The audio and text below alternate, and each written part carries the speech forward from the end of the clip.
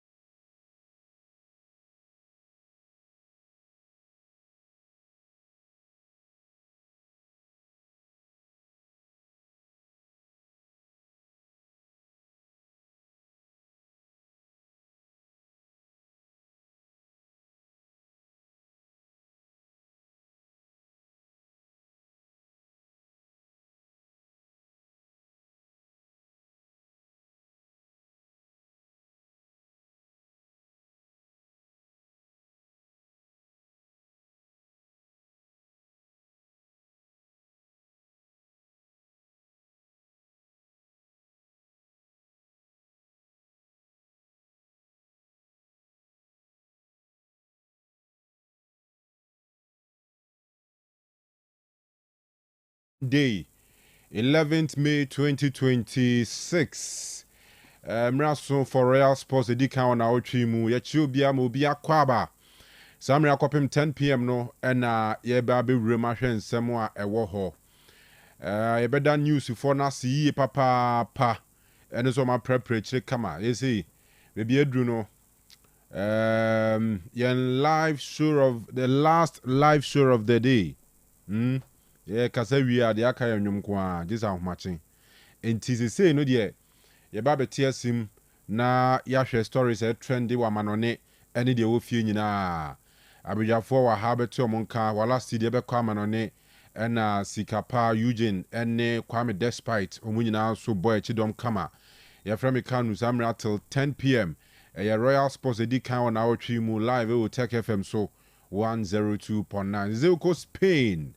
FC Barcelona, omo champions of Spain. Is aka mienu right because Italy so Inter ajededa. Ti aka France and England. Even France will be a GW akasebe official. England so Arsenal beje baronyanye. In the wake of controversies near the Ghana SPQ or 3.0 London Stadium. Na Arsenal Comodino Aqua fans MP Eddie Abadrin Trepi and in fact na West Ham untumin so bin sem u play and to mean koso keep and sem Emma Mon Casaboni ye good that there be any go. VAR was right. VAR right. VAR go no one you know. It was the perfect decision and also Muteki. Aha. But the question around decision and they say, where is the consistency?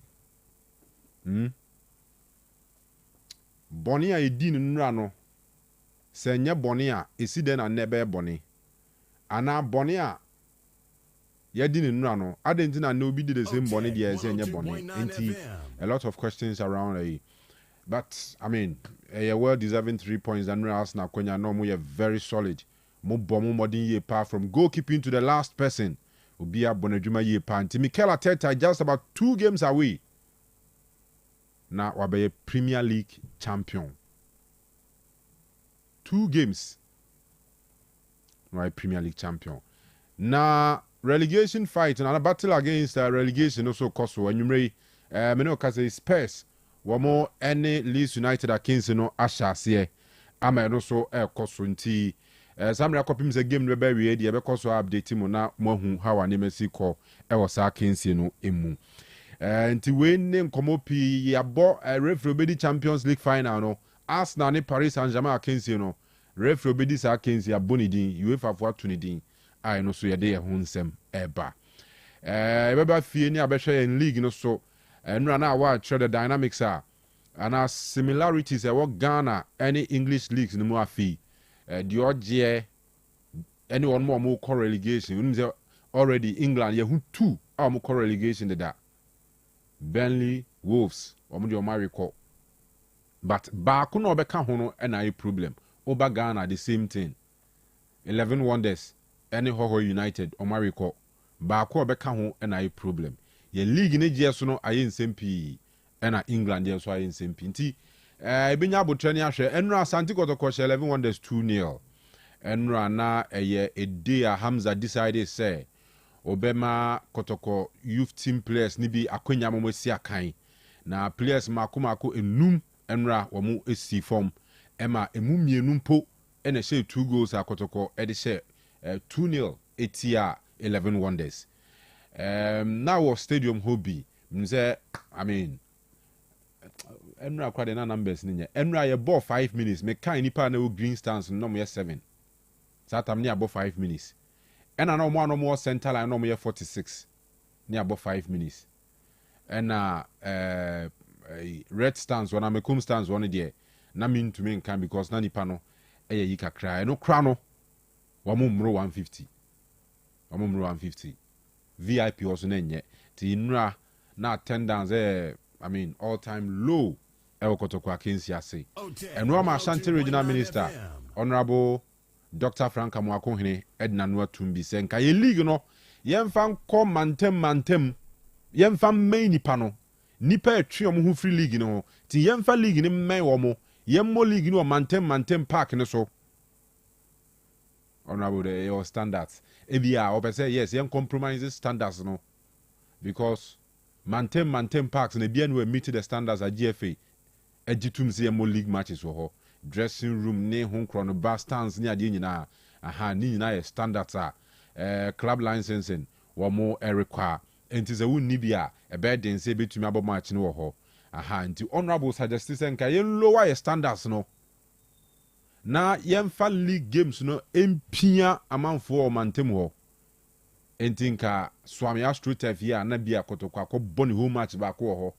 Astro TV no mo da na ayie no Swami de no ayie no mo de ye ayie enra boys a ombo Sunday special e was Astro TV no so no mo dwa pa no mo dwa bruta wo mo asem nyina ne se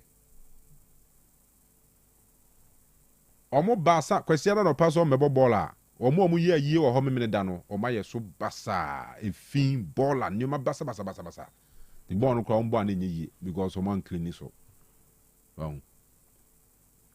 priorities on my papa bia no ye nya yie e wo park e bo so ball so da like what the asema make is mboa to say Astro FC so the bia ye ball no ye nya yie wo ho e krum ha sei no yawada woni abira kwa adwuma no ube yusu kwan bi no na ya ubekwa kodu bi ni ya blocking no this all sounds tiny because ye busy road pa ni ya blocking no because ye Sunday Saturdays ni ya block ya kwan ahodo ni ye because ye ni baby ye ye ni baby ye o makọ ye o so me park no so boys na dwa so me boys no ndwa no mo dwa Sunday one bo Sunday special no do mo dwa no Otec 102.9 FM say me kan tia say ye nneoma no de sometimes ya na aye you ka man na mama ne Kanu so aye nsem pi because me fan of football pitches idea adan yema. Me support us idea no cry. For instance, Baba Yara Stadium say omo vast compound inside ni outside na into omo to me rent around those places in the mama for ye. But say pitch no so there. Any kwan say ye was so. What you say? Nti we hear Baba Yara Stadium say omo nye ye or pitch no so. They be just a concert ni and normal once a while. Because okwa London Stadium, Tottenham Forest Stadium in off season, na David Akoje. Aha, omo dia no off season. But it's a G Stadium be the year different event be a near Bo League awie. And time say league kosono. You say ye be bo concert or park no so nti match in Maso na bibisa. No, omo time yes sir.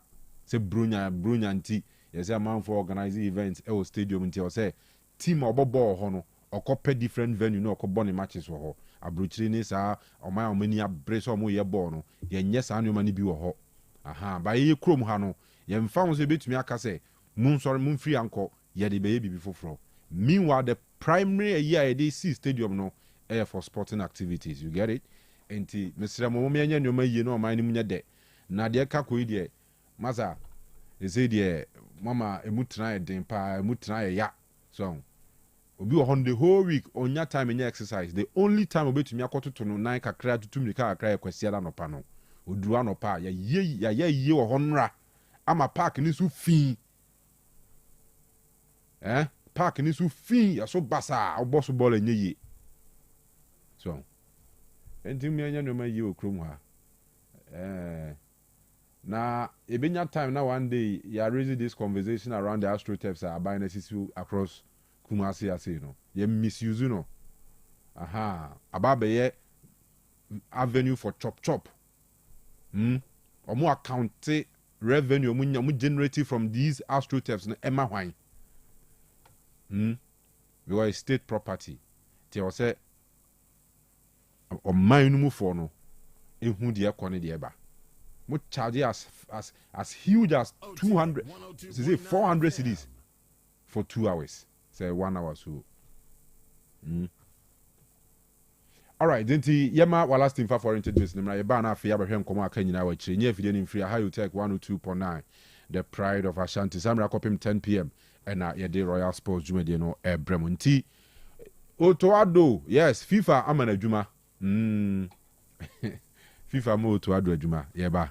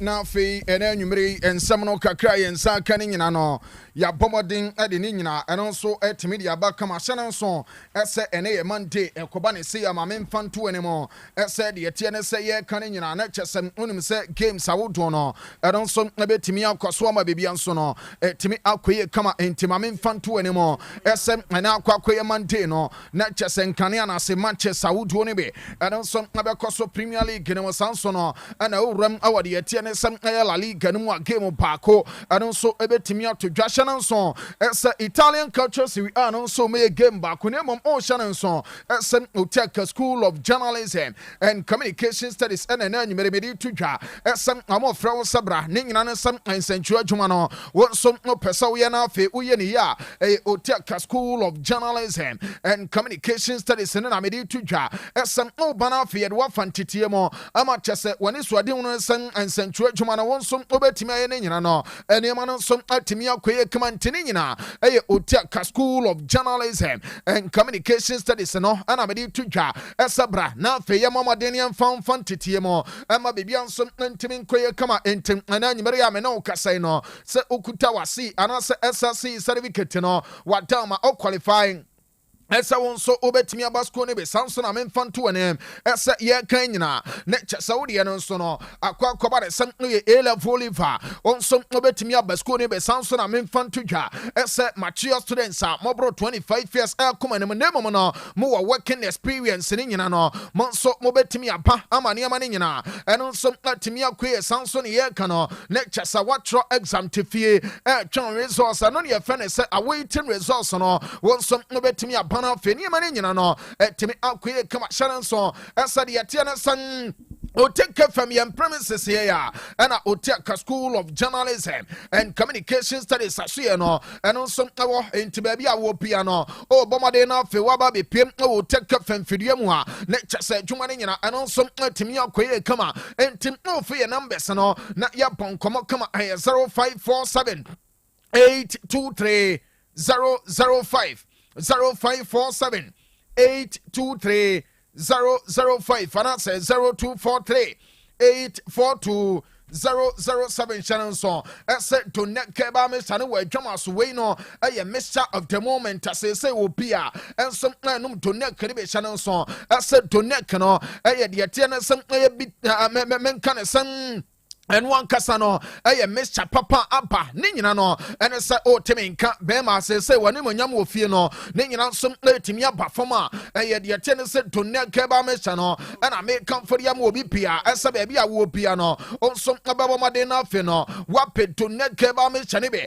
Netchas I want some Timia Bobo, Amania Manina no, and on some Timia Quay, the Shannon so, I said to Ned Keba Messano, and I just said the attendant some Bema, one in Sabemano, a cup from my ono no meshane be ebebwana se asa pagawd wagina wona so ama kyese animonyame nyina wagye se wono oyerete na kyesa monso no mo ankasa no akwa de se aso obi ne nua ba wadama sem no hye ne ye nya sa na de tie ne sem aye trene kan ye entim ono no mtonne kene be ebebwa ma kyesa hoodene nyina no etimia bakama emema se no meba cho de tie ne se bema ne da fom tinkaja no mo fred doctors ne se sie na fe formula no amodi amamo formula no so nyanya me say first day na wonum donate kene no oje formula no na o de boss wa 20 minutes accelerated down echire din na wo kono enti channel so ese donate no eno so awa dwama so asese no bia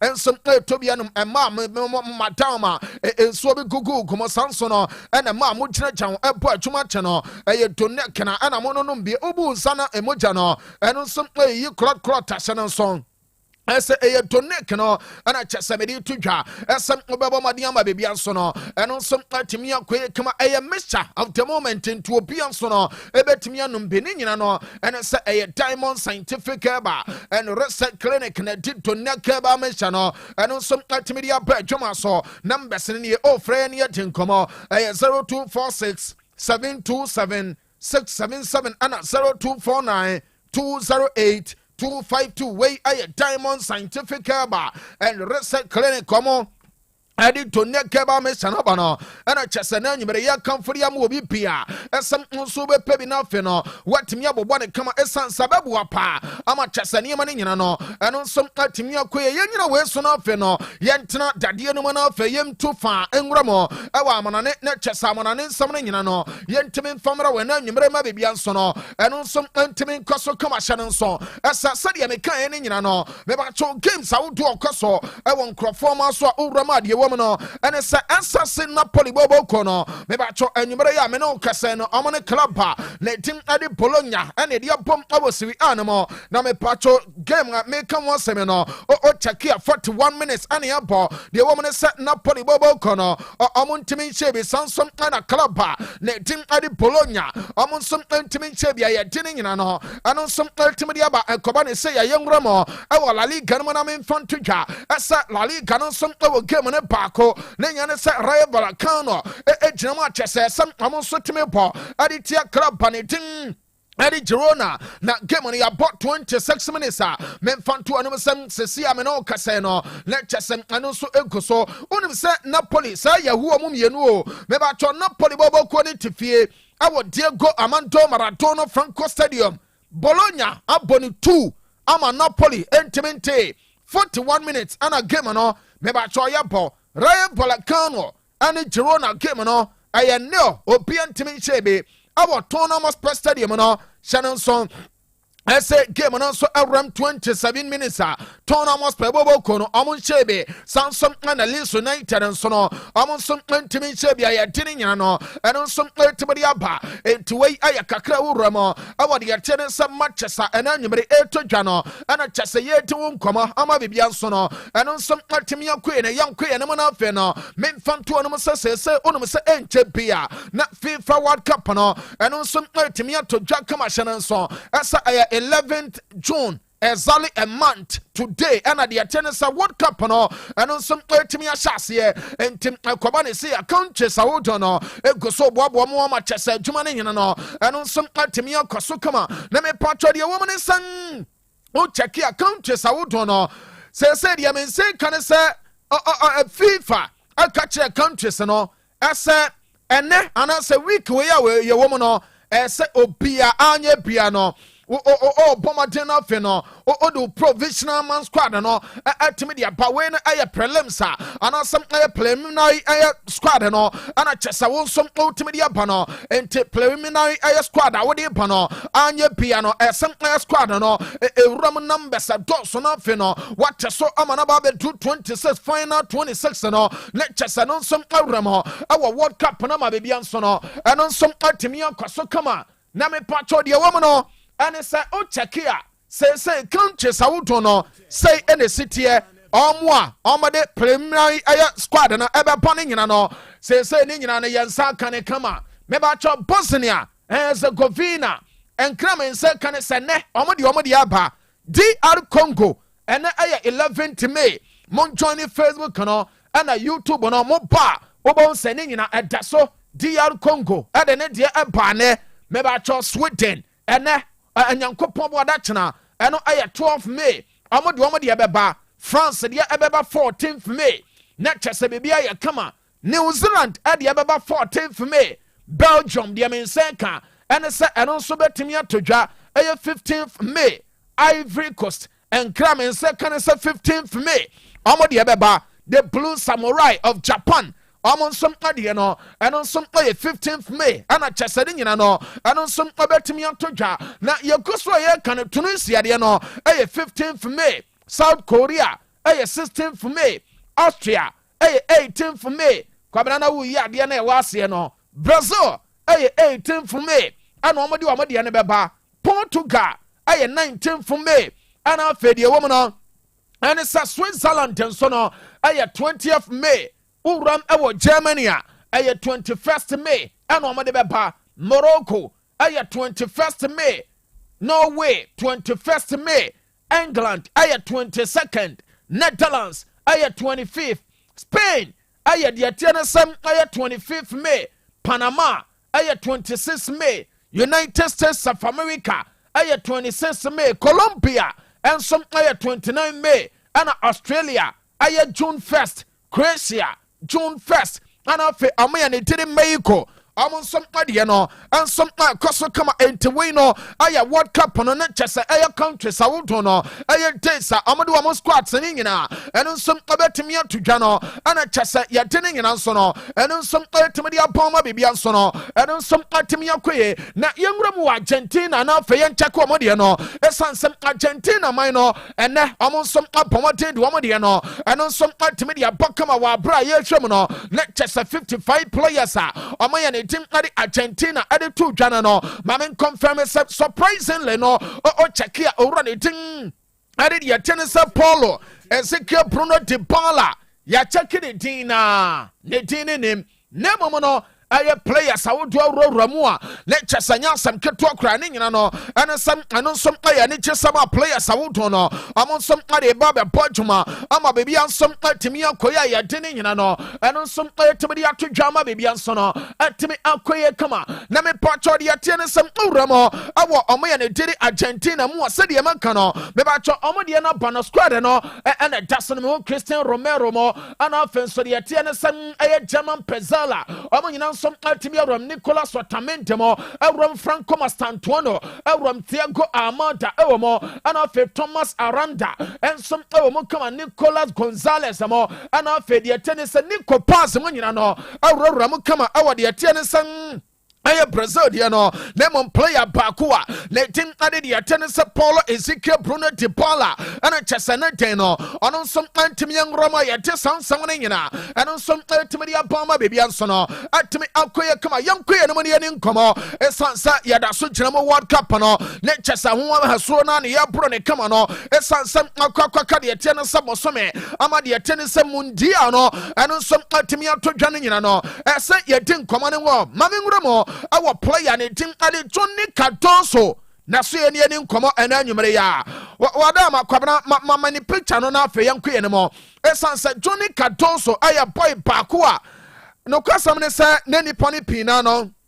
And so we are said Johnny Cardoso, Anya Pia World Cup no player no, on some Timia Romana Feno, what Timia Jumanibe, Amani Manino, and on some Timia Kosokamanemo, Mamin Fontuja, as a reports I mean second and any merino, and some running tea, added the attendance some Johnny Cardoso sono, lecture some bueno, and some Aquaco Pra, the attendance a World Cup, yeah, Babe Queno, United States of America, Mamin Fontuja. As a player and it did it Johnny Cardoso no on to World Cup ni be nina and it's a boy no and cram in secano and it's a yes aleti komadu bobo kono I confirm some on your injury be na injury na player and it did it Johnny Cardoso and some kokonya no among some any medical team no editing command koko boy no the attendance medical team no advice aleti komadu bobo kono as some player na nkasasa niama ni nyina ebetimi akoye diamana just one some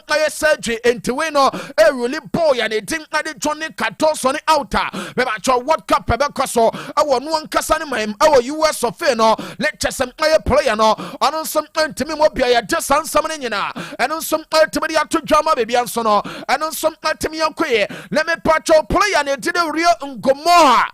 Fana treso mame Liverpool akwada aketo no na ye ni nkomo ni nyina de wo no ane se real ngomo ha me kana aseme no me ba cho onim sa aye boy we no obo adema Liverpool wo ko no enkram en se kana na nyimere no ane sa uram awo England da ye sen pani for pina no agide se anche bia no me ba cho England am 55 aye man squad amade be no aye preliminary aye squad amade be no lecture se orane tede rio ngomoha ebetimi ramona fe no beba cho onsom atimi ahwe asa final 26 no obetimi kan wo interior so no enkram en second na nyimere no ane some player na nkasa onsom obetimi ya adwuma ne nyina ama chasa bebi ansom atimi akoya ya desansam no ane onsom atimi ya todwa na yeni nkomo ewo Brazil de anu so ho enko na fe no emramame esansam Brazilian national team no me ba cho omonsom adu omo 55 man squad no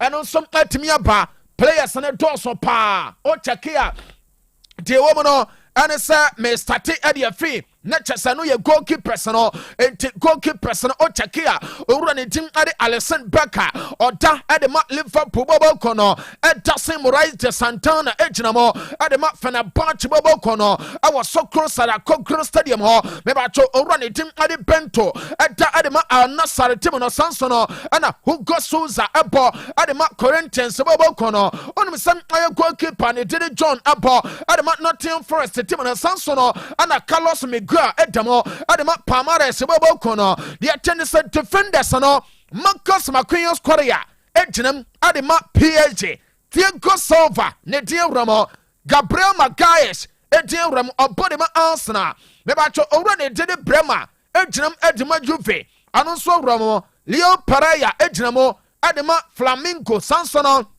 ana owura ne tin ade de tennis Ibanez o jinamo ade ma Al Ahly bobo kono awa de tennis Saudi Pro League no ya friend kama Alexandro ejinam ade ma Leo ne tin wo mo sansom ana owura ne tin ade de tennis Fabrizio Bruno ansom abo ade ma club ne tin Cruzeiro ne tin wo mo onum sam owura ne tin Lucas Berardo ansom ejinam de ma Paris Saint-Germain bobo kono player ne tin ade Victor Rice ebo de ma Girona ne tin e wo mo kama sansono ana owura ne tim ade Murillo and some ati wo Nottingham Forest asem na mekan no na yankuye no na fe yan check de yankan nyina ama chese be bian some antimi nkoso kama na de ate ne Vesely ejam ade ma Roma Samson ana Danilo ebo ade ma Corinthians bobo kono mame fonto ya Paulo Enrique ejam ade ma Vasco da Gama ana fe owura ne din ade de ate ne Vitinho abo ade ma Botafogo ye kano de ate ne Alexandro ejam de ma Flamengo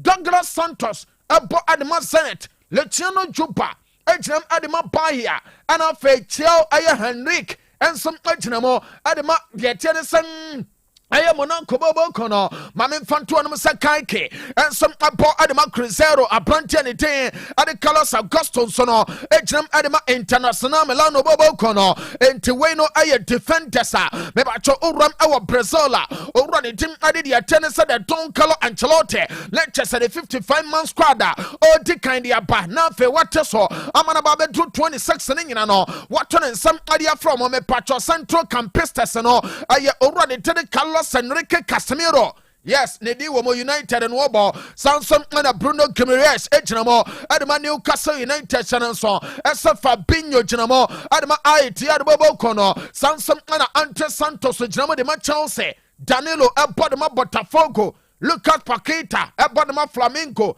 Gabriel Sara ejinamo de ma Galatasaray Joao Gomez ejinamo adema Saida letim adi Wolves Sansono ana Andres Pereira ebo adema Palmares team ne yekano me ba cho player ne dim adi Joelinton jinamo adema Newcastle team na Sansono ana girls and some ebo adema Cruzeiro orani ten adi Matheus aye Pereira sono ebo adema Cruzeiro bobo kono enti way aye Central Campistas me ba cho already team ade de atiane sa de Don Carlo Ancelotti and some aneme awon 55-man squad no ma ya dinin nyina and some timidi aba na ekokoba de say ya attackers no obia aye no mo Brazil no omo de hwan mo na eba me ba cho Vinicius Junior abo de Madrid Rafinha ejina mo de Barcelona Mateus Cunha abo de United Luis Enrique abo ade Zenit Gabriel Martinelli Arsenal player no me ba cho ne din na me bueno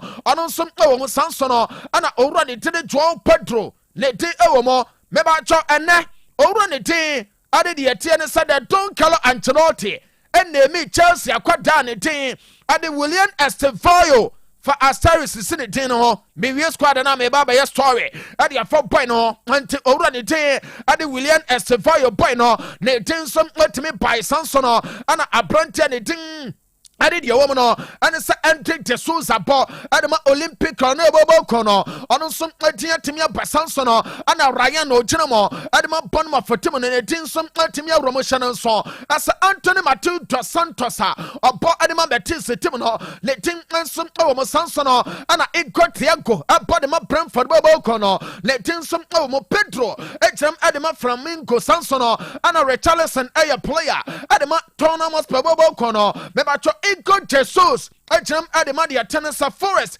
ana fe owura ne didi Kyle George body ma Crisero we no aye de Don Carlo Ancelotti let just say 55 man squad owura no some abomaten dia ba for World Cup no na fe wa ba be so let just say dia ka bia yetimi aye no ana yeti won komo ama bibia eno some atimi akwere enti join Facebook no aye Otec 102.9Fm Otec 102.9Fm YouTube no eno some aye Otec Sports on some abomaten na fe no let just say what like your page no or subscribe na fe wa share ama dwuma ni nyina timi akoye kama onse me your stories awudo no me ka tell say boy ya ne den ade William Estevayo fast service city den o me patro fe de pepa na yanya dwuma no de wo no ane say William Estevayo me kana asem no ene over ne tin ade de Don Carlo Ancelotti ade ne di ba beto dwa as a World Cup no not just a players all the kind of money aba na fe wasone so no nyina no de wo mu ne say anu ankasa no abomaten amache say sem aye boy ne ba me ba to report ne me gada adia free TNT Sports no indicate say William Estevayo ya ruling out from the World Cup boy no entimi nkobi even krompo no enkram nseka and say start of the season next season no boy no entimi nya fita one we season on Saturday and former Chelsea Bobo Kono ano aya enkra kakra me patrol player let him ade William Estevayo so no let just say yete won komo ne nyina ano some ultimate boy yete won komo no ano some ultimate amount no okay say makan che dada as 48 teams omo ram our World Cup no me ba to FIFA kan kire omo as omo play mi na aye squad no as omo timi de ba ene na fe de tie ne se bibia nso tebe koye anu nti ena countries awudo pina no on se squad awudo no enu som etimi ne nam enti FIFA so no e ka kire countries awudo no esem eso mode wo nso no play na squad no etimi de ba na fe adwuma ne nyina enu som etimi kwaso kama ya temo nsam no enu som etimi de ama na chasa bibia nso no etimi akoye kama hya nso asa United States of America me ba cho omo ana chese World Cup aye ba be boy no omo ye one of the countries omo be host World Cup no ama bibia timi akoe na ene de wo no ane say US of A okay about 2-3 weeks ago ana me de baba to just say US of A omo ye training complex national team no ana chese omo ba be da ho na ehonom no oh a dance dem ana US of A for no me ba cho omo ye enkram nse na nyumre no ane sa o check here US for say sika omode see sa training complex ne nyina no aye $250 million ana omatimi invest our sa training facility no mo na me patcho way obi ampe behwe o say yes enkrofo ani abre ama chesa football no omo ye e de bi nso no na mo hwe bi na de o mo ne say mo Facebook no so ade YouTube ne nyina mo be join ne na fe ya hwe United States of America me patcho ade kakra chesa omo ankasa no amon so etimi ye training complex no he me se frankasa yenko radio for no monso mo de ne yemra na afa ne yento aso.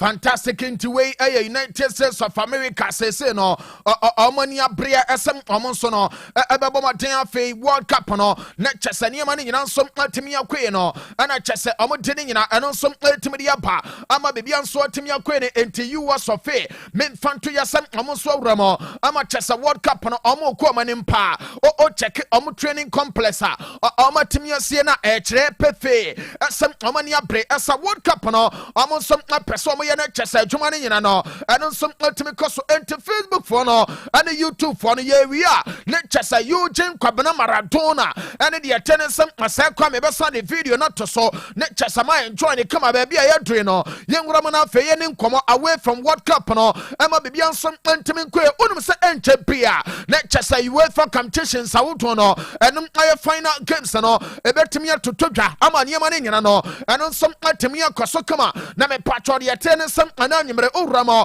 ɛwɔ UEFA so yi a ɔmo ba ɛde aba bɛto dwa officials a mepatwɔ deɛ ɛtɛ ne nsɛm European competitions ebetimi akokɔ so final games no betimi adididi nyina no the center referees no etimi de abeba amache so assistance no krampo no ebi onum a eno nso ba beka ho na me patcho ye wremo ewo UEFA Conference League no mo meba Conference League no nemo no UEFA Women's Champions League no final game no eno aye maami ani din ade test Olofsen eno efi Sweden ana eba behwe ama sa game no me ba cho UEFA aye Women's Champions League no enwo sam na meka no ono de be gina mo ama adwuma ne nyina eno nsom atimi akaso na ye free one ma ye nwura mu ewa Conference League no mo de me se kan sa Conference League no owura ne din ade Marizio Mariani ono efi Italy ono ana be ye referee Adiama game no ama bibia nso no etimi akoye kama sansom ana opiemo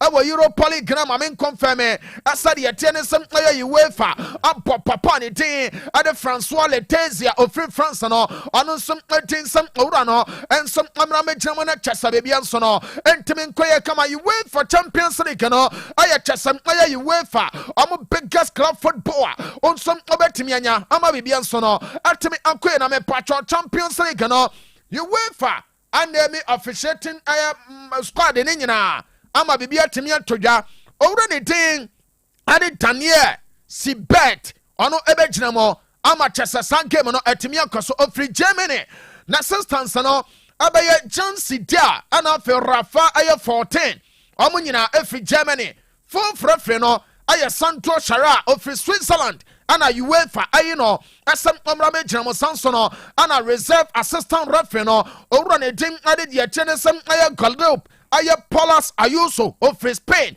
ana eba be sa adwuma no VAR no aye papa ne din ade Bastien Danket ono aye Germany ne sansom ana assistant video assistant referee no anum aye Robert aye Schroeder of Germany shanonso asem aye VAR support no anum aye Carlo Desaro Grande ono som afidi tennis Spain na ena nyemre ne de wo no ane sem aye UEFA nso no ade aba beto dwa ama ne nyina anum som altimi akoya ya de ne nyina no anum som altimi de aba let me pocho owura ne din ade de tennis Daniel C Batame kano as a Champions League no me ba cho obaba be Germany fe wa de nyina no this season no se o de final game we ya abaye ne 10th UEFA Champions League ana fe obedie wonim sem owura no ya kan no ne chesem Arsenal ensom ewram e final no abaye Arsenal am third consecutive game owura ne din ade de tennis Daniel Danny C bet ono som abawramo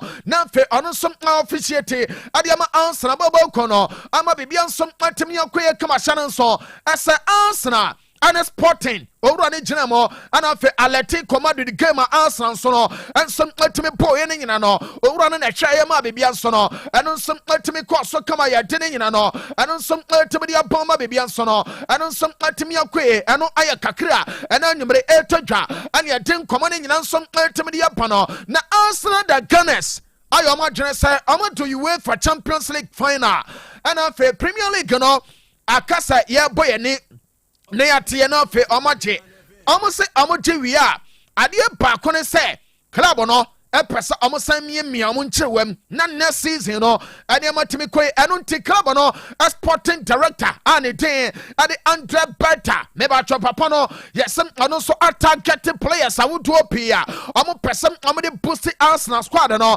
ama bibia nso matimi koi number 1 aye Julian Alvarez enkram nse kano ane se player we no antra better aka kire Arsenal mpanimfo no asem Arsenal bobo kono omo hia clinical finisher e wani mo chese opiama na edem sanso no ana player no betimi abakire ne chese abewo boni be ama bebia nso no ano nso atimi akwaso ano nso danchen ahye no nso ase Anthony Gordon ya one player enkram nse kano ane se Arsenal team no yesem oda omo wishlist ne so onim se player ne din Adi Kivicha, Aya Karaskeria, and some body ma PG.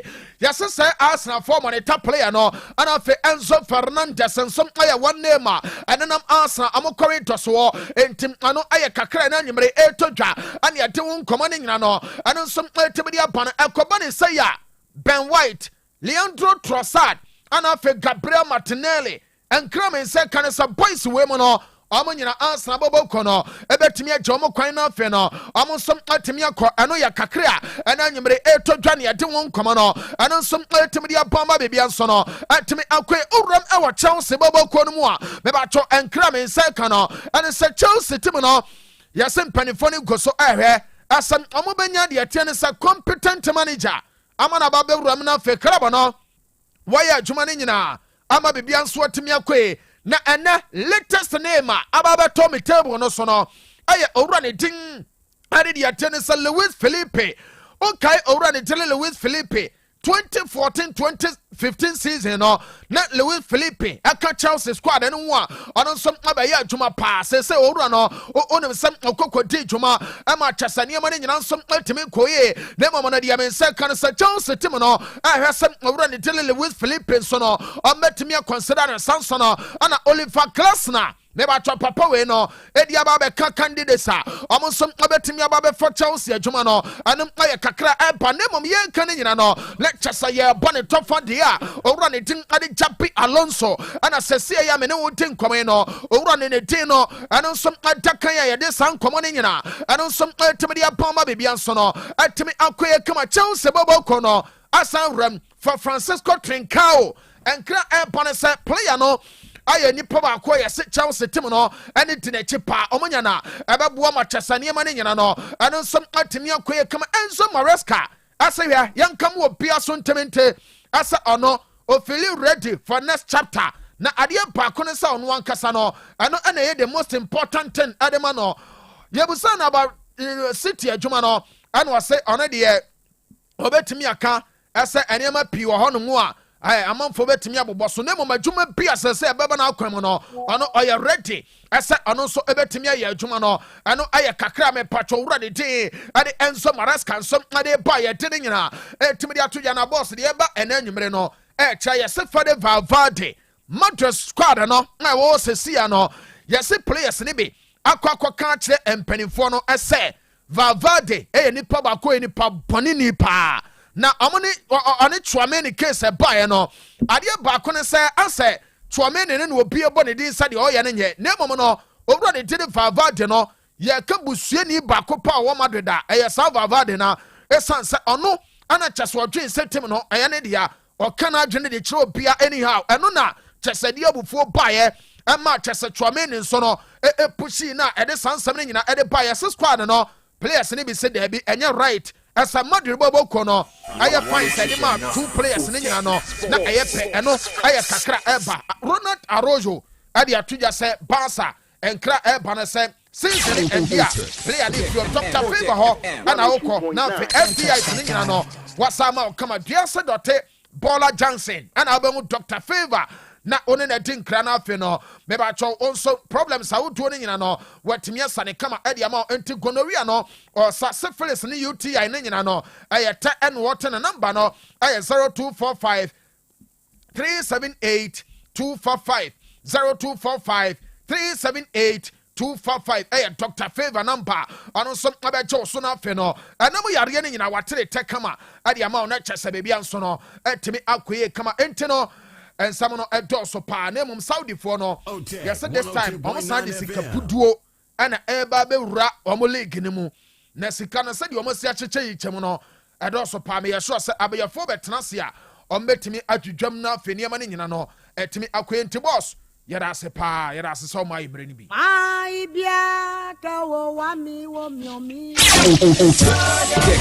Otec FM 102.9. Don't touch that dial.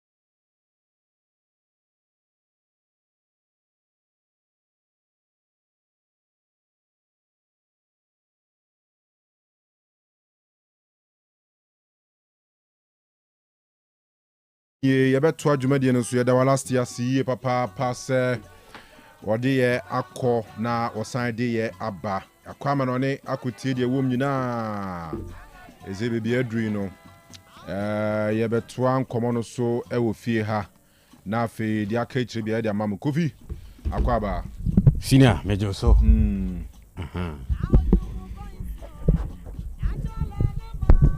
senior na wɔkɔ deɛ wɔbɔ ade ada roma ɛne ahwɛ yie ne ɔma ne bi yɛ okay all right now nso deɛ ne te sɛ oh sure senior as usual all right yɛkutam paa yɛkutam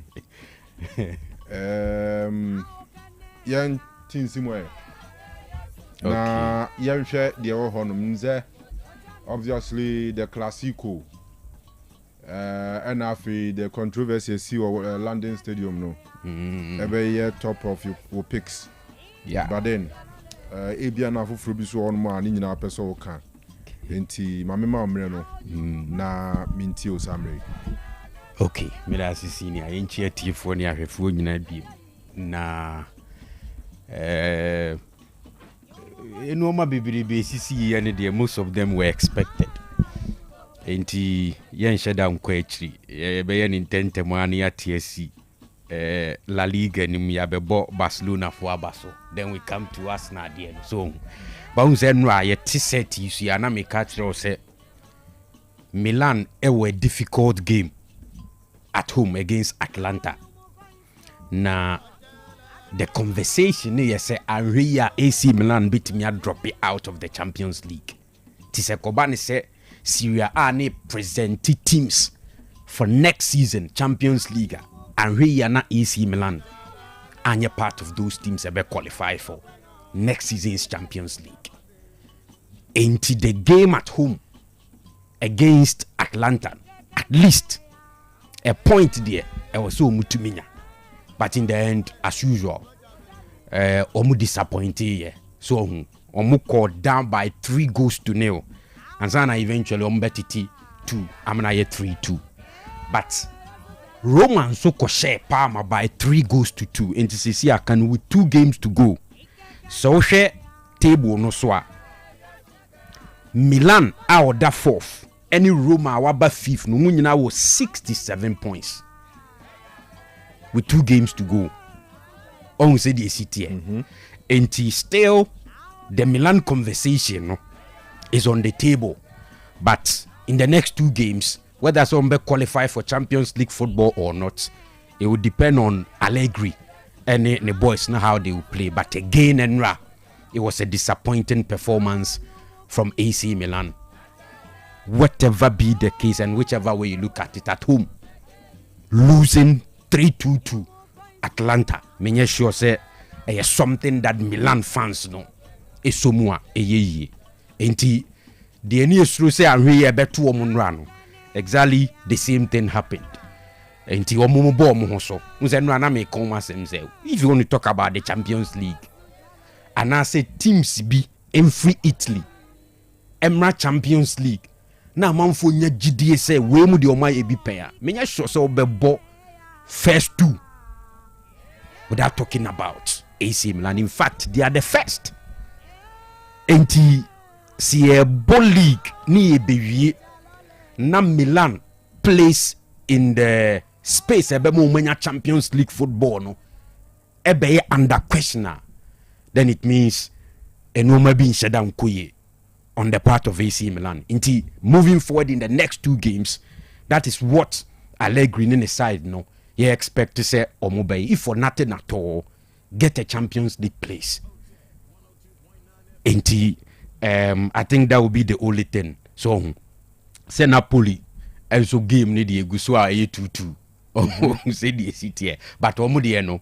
I mean, like we're saying and Rano can Inter League in a way. So the best a bit me happen to them is on finish second.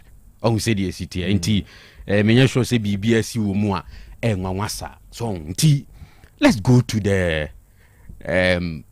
Clasico any La Liga no. Na unzanwa yeti he me ka say chance say ye be wie nra game no na Barcelona celebrate another La Liga trophy no e was ropa unze we can imagine 29 times Flick in kwa beji to aka ho unze Xavi last season no and winning the net to 27. Who said there is this conversation about Xavi in the era at Barcelona. A man who believes us will fail Porto. But in most cases, he won he won the league. That is because the last season, no, Ancelotti's AG league, no, with Real Madrid. Who say the city, but the fact of the matter, you say. 22-23 season no Barcelona won the league with Xavi. Okaya obie mu 10 points gap. Ye wie season no na Barcelona enya 88 points.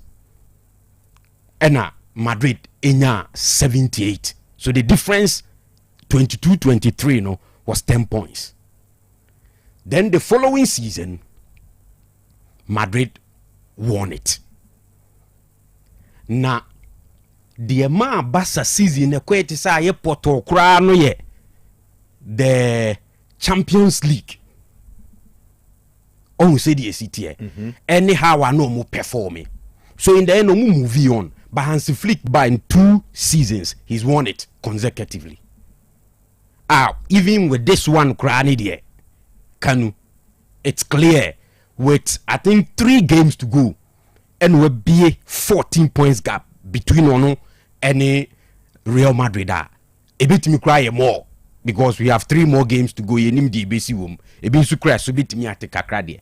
But last season, it was just 4 points gap at the end of the season. After 38 games, no, it was 4 points between Barcelona and Real Madrid. That was Ancelotti time. So it was Ancelotti versus Hansi Flick, and it was Flick in the first season. And Sisia ye krempo no, or the points gap no, and then 14 points. So he's done well, very well. Na dia Kanu say Barca get closer to the Champions League trophy. Unse last season it was semi-final. And Inter in the frame. And we so as a quarter-final stage. Say the city no. Hanti the Akai say Barca be very competitive. Our Champions League nim. Enti the only team an who sem can do so how Madrid season, you know, I so disappointing. But some of us we predicted. Enti as we speak, Kanu, enye wanwa say Madrid ewo market ne so epe coach a reports a benyina kire say announcement nimra no na Jose Mourinho na take over. It's not surprising because look, we kept talking about dressing room issues, no Mbappe, Vini matter. Anyhow, some way somehow. Ancelotti didn't further figure any manage, which under two coaches this season, Alonso, Abeloa, Omentimian resolved the matter. A part of the reasons why Real Madrid down like that. With 3 games to end the season, Barcelona a BM like that. So for Barcelona winning it, it was obvious. If you look at the teams in the La Liga, anyone competing for the title this season, it was obvious. Or was so any other team. Untuminka Atletico de or my on and off. I thought out to me say one particular game be no must switch it on so well. Then the following game no more off. So the performance was never one that ebetimi abe league ne ho. It was always going to be about Madrid, Barcelona. And we've seen how season, akọ for Real Madrid. Enti they've been poor. And I think say enye because Barcelona were better materials chain Real Madrid. Something that a day for you to justify.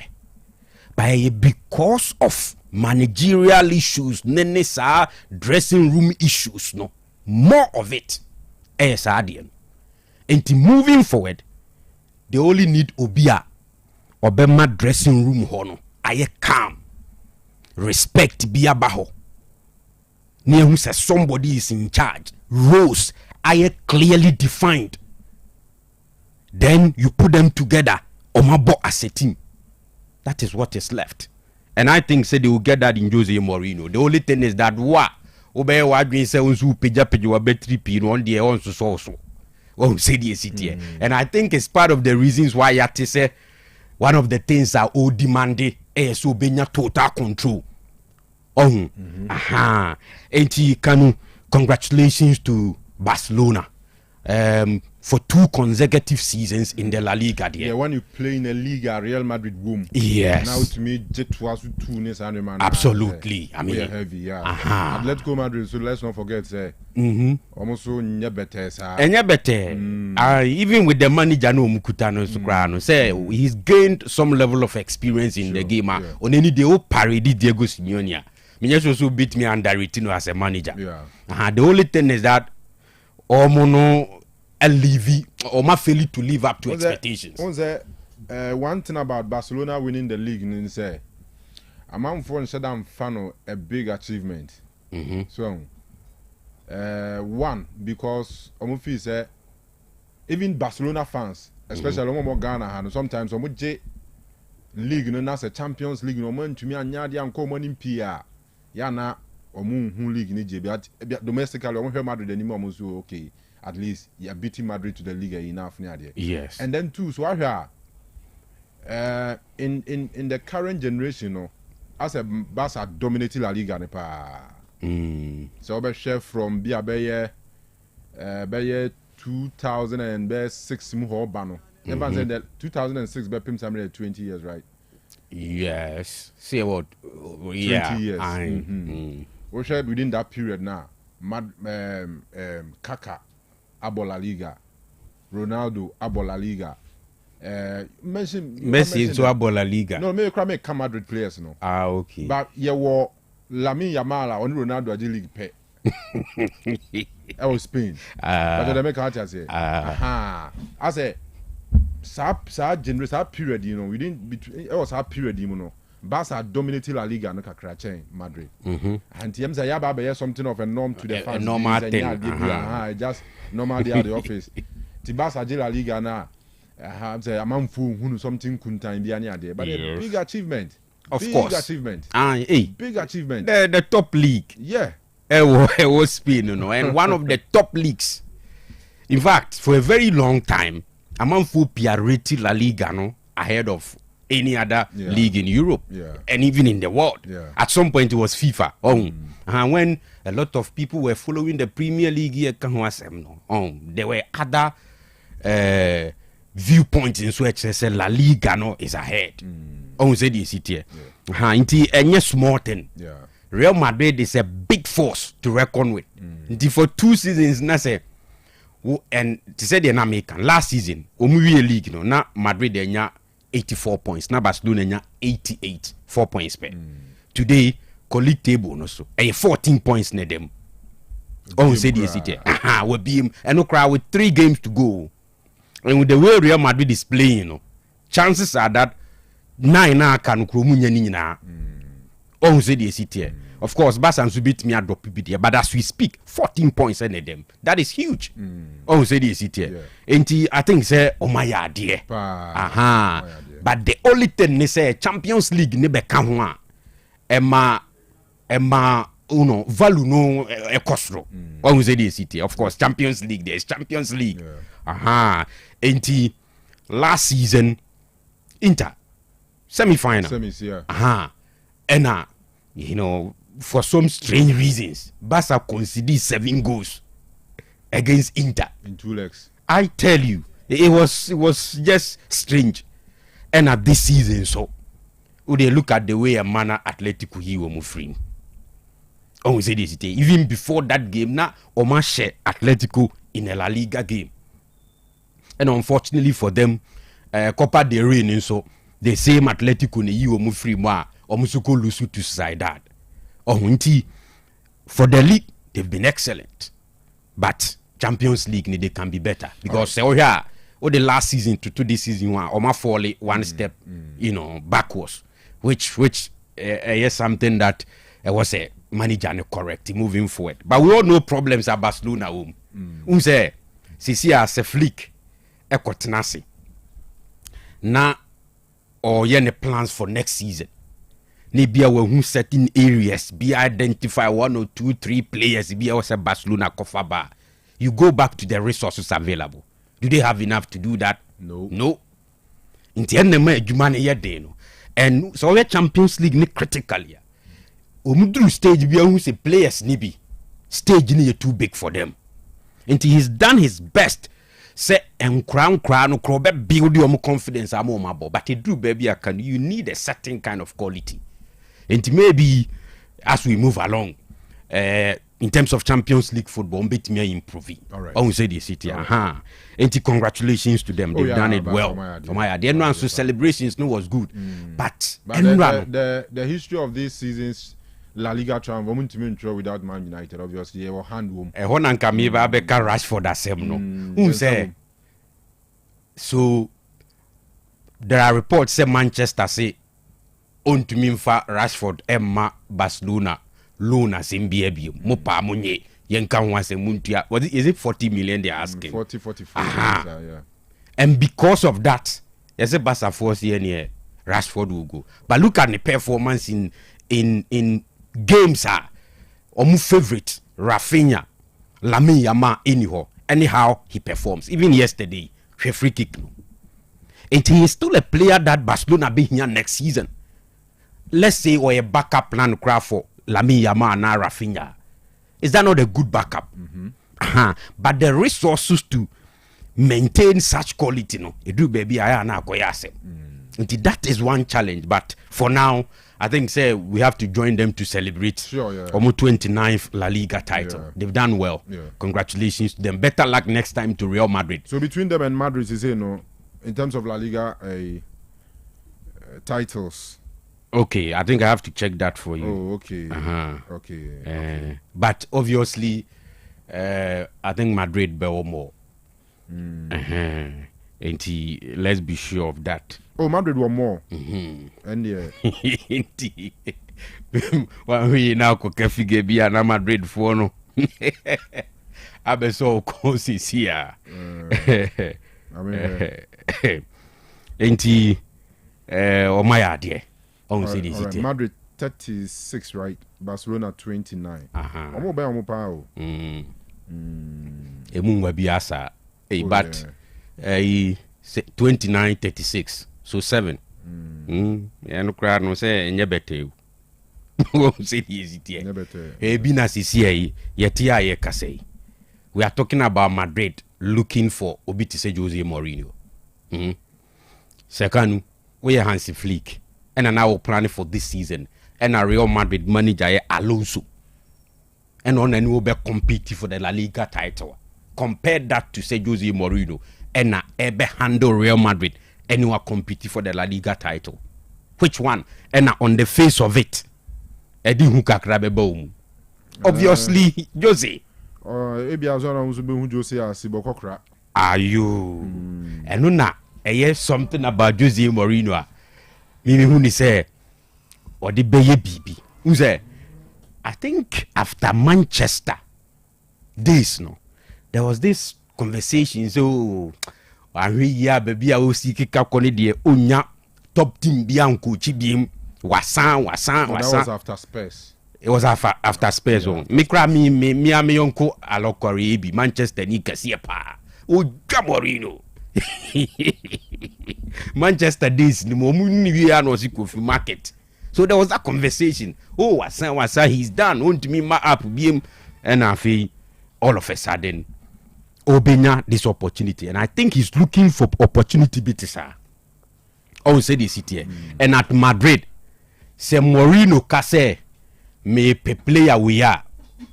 Me pe Kanu Edinabebo me number 2.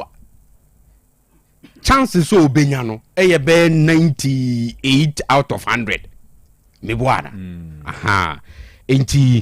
That will be it for La Liga. Oh, now right. Ye me boas na for abasokakra. But mama UJ Mune Kwame despite mu image bi mu fan to so my regarding Arsenal. Na Kanu say after annual game no. Enkomo abeteki the center stage. West Ham United go na VAR e disallow you know. If you ask me, I think it was a foul. No doubt about that. Same as all the other incidents SCCI who say in this image. Ubu say okay. Mu pushing kosro kakra na yen hwa de so mbe yi kakra. About 5 okays. The same incident. Then yesterday one there not okay. Into the first one no United Arsenal. That's the opening day no. Okay. Into the emfani say by in there absolutely. Yemfani said this at the time was seen as not okay and can give him no pie and ambwa. Yeah. Then you add Ufifa Chelsea dia no kwa de ne do so kra can you swear pie me boa. Then you come to where I think Villa there's another one pushi kosro kakra e be hu ni ye.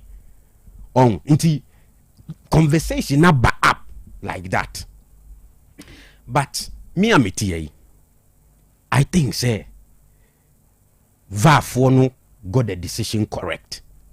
But the abemana be issue no consistency. You remember Arsenal and Atletico Madrid Champions League first leg. Na Ateta complaining about penalty ananko believe say Osei award ma Arsenal. Okay, ball ni hiti player and body kakra ne ball inside. Yeah. Then he was like, in the Premier League, we have been made to understand, say, a body ball in Sanwa, it's not a foul. But in the Champions League, there, a CBR, omu awarded foul. And when it happens in the box, it's a penalty. In the other intina, on that particular occasion, no, Arsenal ni Atletico nunku adie, omu anye no. Okay, as this was Arteta's, in Como after some match. No. And when I see Arsenal form, we are worried about the conversation regarding this incident. And how they see it. So, a man for person or create impression, because excuse system no to favor Arsenal. But they are more of a man who are there and not because of that. And of course, it is fair, but a bit to Arsenal nanu ya. That was Arteta's position, say. A see what Champions League everywhere, yeje. Adeni enkwade mwanya yamai. So when you come to the Premier League, the question is, adeni nebi to City, you remember City crowd here. And now, in all those occasions, the same league, not same officials anyway, but Emra Krona no mudi referees ni na di league no. And then na we yanyi. But we there, you see there's something wrong. Inti a precedent no.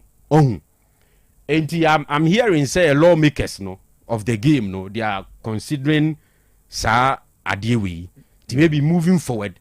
We'll have a clear, rule regarding how players kill each other in the box. But under no circumstance, Kanu ubi be chichiro ne yakase yenyewe yenkweni.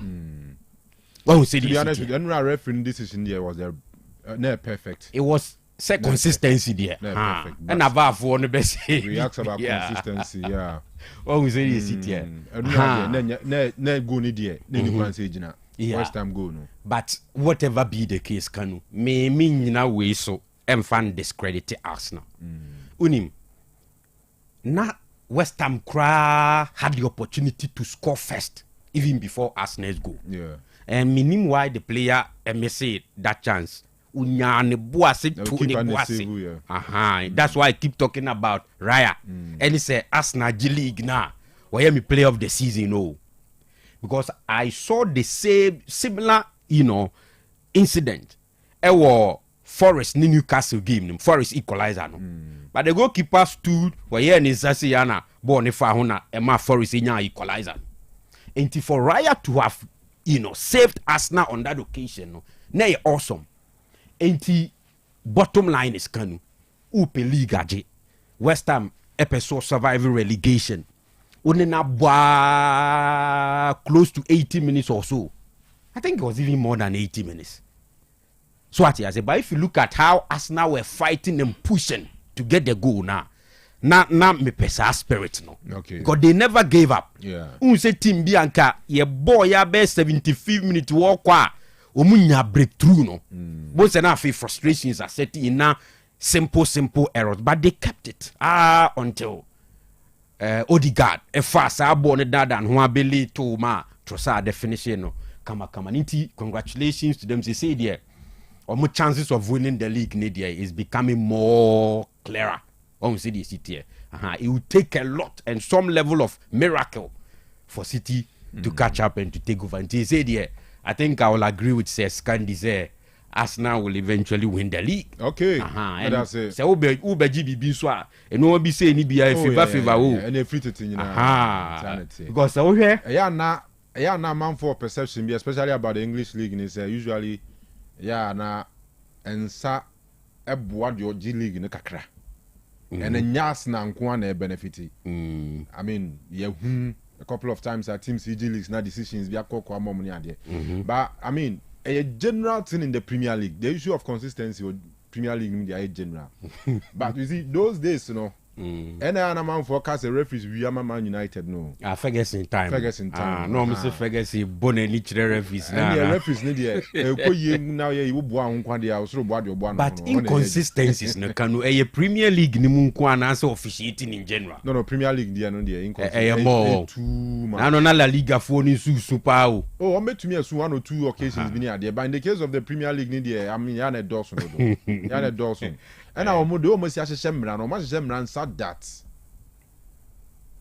untumi kra nye action bi kra ntia referee no so what has here you are over protecting referees the referees are very well protected says omu protection ya no den and omu kunkofo so fam kakrakra say referee ho na say referee GBB tiaw na wo ko yes wo ko bisa na ko ultimate ma yellow card referee ko have now yes we din achi akọ bia otimma yellow card just say all referee there ye fensa nka no no na ma omutumi ye yes a wo nyoma ne ade no but anyway Kanu bottom line is Arsenal and akwa amamu ahwe even the next game the next game is against is it Burnley there's so much Burnley there who the way omne Villa for the tintam ye no Villa nko yesa but I'm saying is muhwe ye na china ye koda sorry na Burnley de no bibi sa akosi na no e ko against Arsenal man fasum bia mehia ye wa ha all right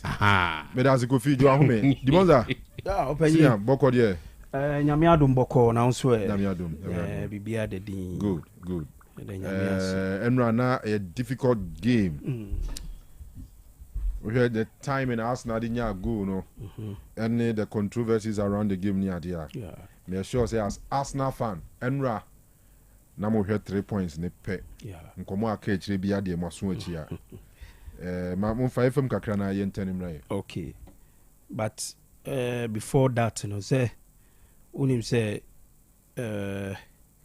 UNFP awards no ekoso UNFP France yes UNFP oko France omo even say Professional Footballers Association omo union so more or less like end of season awards very good yes we are for professional players. Sorry, I report about yourself Fiorentina so etwa Tariq Lamptey contract mu with immediate effect. Tariq Lamptey so the atono no. All right, senior to so. Yes, so awards in a koso France and one award omode ebo players abaso players over the season and also over the years you know omo a distinguish omo for both club football national team omo musi akan wo France and omo musi akan outside France and awards you know Kanu started yache almost starting around 1961 nti awards you know achepa na award back wa megidi se okọ France omo regard pa but one interesting category and amount for attention pa no the best French player abroad France omo players omo si akan ewo abroad no that outside category France. Yes outside France category no na ohwe nominees na aka no mu ahyepan this season ohwe France players omo si akan outside French I mean most of them omo aye exceptional ama omo clubs and award no eko edema abrante friend Michael Olise ahead of Mbappe was last year 2025 you know Mbappe Nigeria on the Jisa award no until Michael Olise and at this year waje award no edisi na so ahead of Mbappe Ryan Cherki was also for Man City. He has been very good this season. And again, William Saliba of Arsenal. And then Hugo Ekitike of Liverpool. And the Ushe name secret say that category in Kanu. I mean, these are players okomu various clubs or my idea pa individually. Ebi Mbappe and Obeka said this season no. Oko Madrid or Marco trophyless, but on individual level no he has been good for numbers no crazy. Yes, very crazy talk of William Saliba Arsenal former ye wom nyina yi aye nam kwan so ye kwa kwaje double ni nyina no open one player why consistent why exceptional to some extent then I was no am favor Saliba because of the timing of the season. The timing of the season. Yeah, because so Olise no Waji League very good. Champions League were Yes, face were free. yes, were free mo. In the case of Mbappe, League and also Champions League were and free. Saliba no League betumi a year ma Champions League so asa Yeah, year. yeah. And anka Dembele kra I was abroad. okay abroad, yeah, sure. Dembele the ball France. This category abroad. And Saliba no and Gade say ya boy wie no Waji League no. And what And Waji Champions League na kan ho a Kanu be du kra to Olise. even the league in Nkwa no kra me GD say and at this time and so no untimi ka say Waji League no. Yeah. Because of how na in the Premier League close. Onyanje there be. Enti no Obeje be onye. Onyanje. Enti a well deserved award. We had this season Michael Olise 22 goals and 30 assists for Bayern Munich.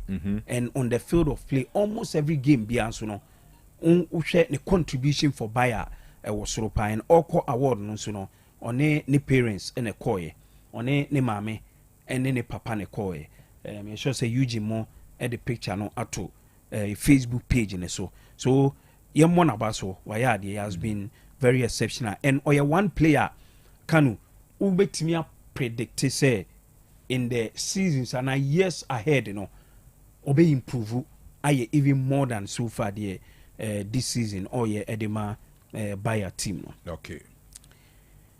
Now to the Premier League. Hey, but Madame Fuba Kubi where you nefri mo very important. Okay. RC Loans coach, you know. Who's one of the coach of the winning manager Of the year award. In the French League One way there. Okay. But he's not won it do. On winning league, you know, but Mama no the manager of the year now. So I'm gonna this second. I said this season Ghana Premier League as a mini manager of the season. Gawe be you high. Manager. Where the Bema Johnson Smith. Straight away. Yes, straight Medibema away. Johnson Straight Smith. Yeah. Once the 1 year league in Ongile year. ba bibia okofa Holy Stars or the So sell loans said to me I compete I do this stage yeah with 3 or so matches to go. National PSG into mini league, you know. Said no magic. And no confirmed right. I think almost a 83rd-minute goal. Yeah, so almost 73 and loans was 67. Okay, so maybe almost head to head and it goes for say aka PSG 2 games. Yeah. And aka loans 1 game. So PSG omo champions. See why are there? I'm coaching the why are there fata. Why are there? All right, senior. Kanu kakra be on the league, you know. Enra Kanu na me amenim say game na be dey pa because of how na game na very important edema West Ham team no because he him say omonso say on be relegation na so on relegation no na ejina sa game na so to of course on be born with all the energy and strength omo and Enra you could see clearly say even at a point you know omo ba game nim ke was omo any winning game no but once again combination of performances from David Raya me GDA say currently he's the most underrated goalkeeper in the world ni goal dana order no enye ho abasobode ene ho fans ene oje eno apart from ono no I say Kanu apart from Trossard goal na o share no any Raya save no there's one other important saver a bad game nim on say the ball now a lead to the corner now a co-create sa West Ham goal now referee foul no on say a ball is it Gabriel now a ball no short no the lead to corner no on say na a chance and omo boy na born and monarch ebeshe street because na you on target and at that time so players na overcrowded and I say my crowded ewo Raya nim uhwe bebi ana ball na kwa menye sure say Raya ebe hu ball no enti ball no ball Gabriel ay corner no uhu how Arsenal players na react ya Kanu it tells you say na Enra saves ne deɛ wobɛtumi de saa ball no aka ho as ɔmo save Arsenal. And of course Trossard goal no nso wodi kan ka asɛm bi sɛ saa afe bi yɛ wafe a Kanu nneɔma bi tumi sisi na ɛno a conclude sɛ ampa afe yɛ wafe baako ɛna yɛ Trossard ɛno a ne goal na ɔhyɛɛ no so wakɔ bɛyɛ 25 games without a goal. And even this year, 2026, on she go, Emfama Arsenal, but Tenra or step up, even go no crano, a said deflect and a crochet. I can now when yes, I go now. Cut by now. The narration, nene Kofi pictures or the aba, natural, okay, near Inano, Kasa narration no, but Kanu ye nkasa bebree. But I mean Musa our honest opinion on this. A man for feel say more beneficiaries of such and similar situations. Yeah, Hekli goalkeeper na goal aba na ejina. Who feel say and only half one be adwin say more benefit say men kaze better me use the word wrongfully. But most more benefited from such situations. Okay. And ka referee ni bunani na kwa nye and as a go ni jina ya ibianka ebe something like I mean consistent with near this season Kofi me who say Arsenal ashe go a one Arsenal player aso goalkeeper ansa na Arsenal player enso atwe goalkeeper shirt ewe chiri me hu bi obi ehu bi a onka ncheme ni nyina wo come to the point say there be mo say pe mo say ne ye bi ye dia mawi ye fight United fouling goalkeeper sa okay we nyina no Kanu hwe de na ye fa we Martinez why na head fa ball no first no by yes Saliba na din na batwa win. No, not training Debbie, but elbow here. We Villa, I mean Martinez. Villa de Martinez. Me who elbow bia or the abo goalkeeper. Debbie. Na awa hwe baby a Saliba na batwe wono. And I make na fa beto to we hu. We enu ade no. What is the difference? Wait here. We was so keeper nsa atwe. Meba wo, was so keeper nsa atwe. We hu se nsa eda nsa so ana meboa. But we even elbow no me who say abo keeper enim na say who hwehwe ade na ehiem esi Martinez ha wo de yemfa mo picture ikura emfanya asema me who say Saliba Gabriel right me who say nensa abo keeper ni be hwe Chelsea de no so we eno so mo say ayede na hwe João Pedro hwe de keeper no plus eno so ase Saliba sa o we one keeper Arsenal keeper and one a pia ball na ko Debbie hwe Arsenal player and they hwe de wa chichire no de hu anu ye kura hwe top 1 we top 1 Arsenal na ehia na Chelsea na ebe hwe ene ya chichire Pedro hwe top de na hu Saliba de nkura de wa mo ani say o hwe sro de wa mo ani say de obi tam de ba ko to achire okay say de mo kan ye go a opponent asha na say the Arsenal ashe enye goal eye foul leading to a goal foul enti we no menti ashe say Arsenal na ye be hye na na say onu mum na ekoshe Chelsea na ebe hye ena hwan foul hwan ena Arsenal defender ya chichiri Chelsea attacker no enti ke wo say ye je foul edema wo say ye je foul ma Chelsea menti asio it means Debbie meba it means any enrade no enye the same man the same teams ni na foul o de meba me pese me tin yo ma bi ase o si we no ka Chelsea mum na e kwhye ena Arsenal player e foul no not even player no kwa nye outfield player no kwa goalkeeper nanka se mu kra me say bi a mo ka se bi a ye be hye Arsenal right Debbie o enye ye be hye that be go go now mo benefiting right and go na referee na anje Anye no. Okay. Mumo didi saa bɔne ni bebree a referee agye. Ɛna me kɛse me tia se we no ye ne ye kɔhye ana ɔmo bɛhye. Dem kan wo te dem kan na. Oh, there be one point in Matthias ba me ka picture we no. We are Chelsea attacking. Chelsea na ɛbɛhye. Ɛna ye foul wɔ mo. Ɛna referee na anje. So any ɛno ade ne nyɛ pɛ. Ɛnsa so no there be obi bɛhye. No there be yen ka no kre me ba. Say example no mo ya na mo aye ni ana me boa. Ebi aka mu. No, but a lot of the examples near goals are Arsenal are set through similar situations are ejina. Okay, so enyel when can example no.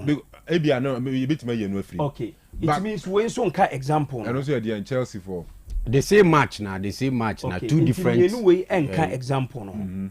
Media me de beka ho what enti na we free. Enye goalkeeper de nko.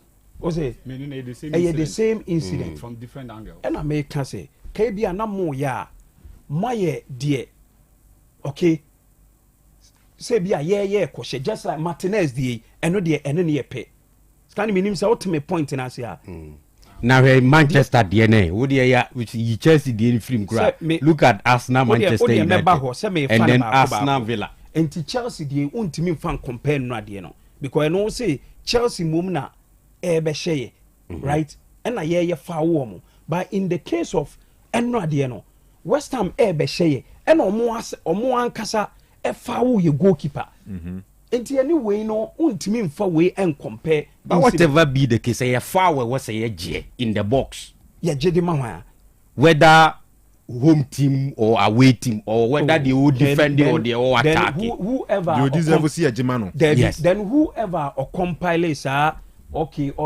not okay we ye movie on from we they fan say we no and a foul on a goalkeeper let's move on from there. Let's come to Arsenal Manchester United, Arsenal Aston Villa. Okay, so there was a foul on a goalkeeper. So granted o dey me van say 5 year pictures amudia be etisa enti no Arsenal so ntenase na Arsenal so compile incident a ke wo say ke a lead to yen say ye behye na referee anje so enye incident ya foul goalkeeper. At the end of the day no back to the conversation say there is no consistency.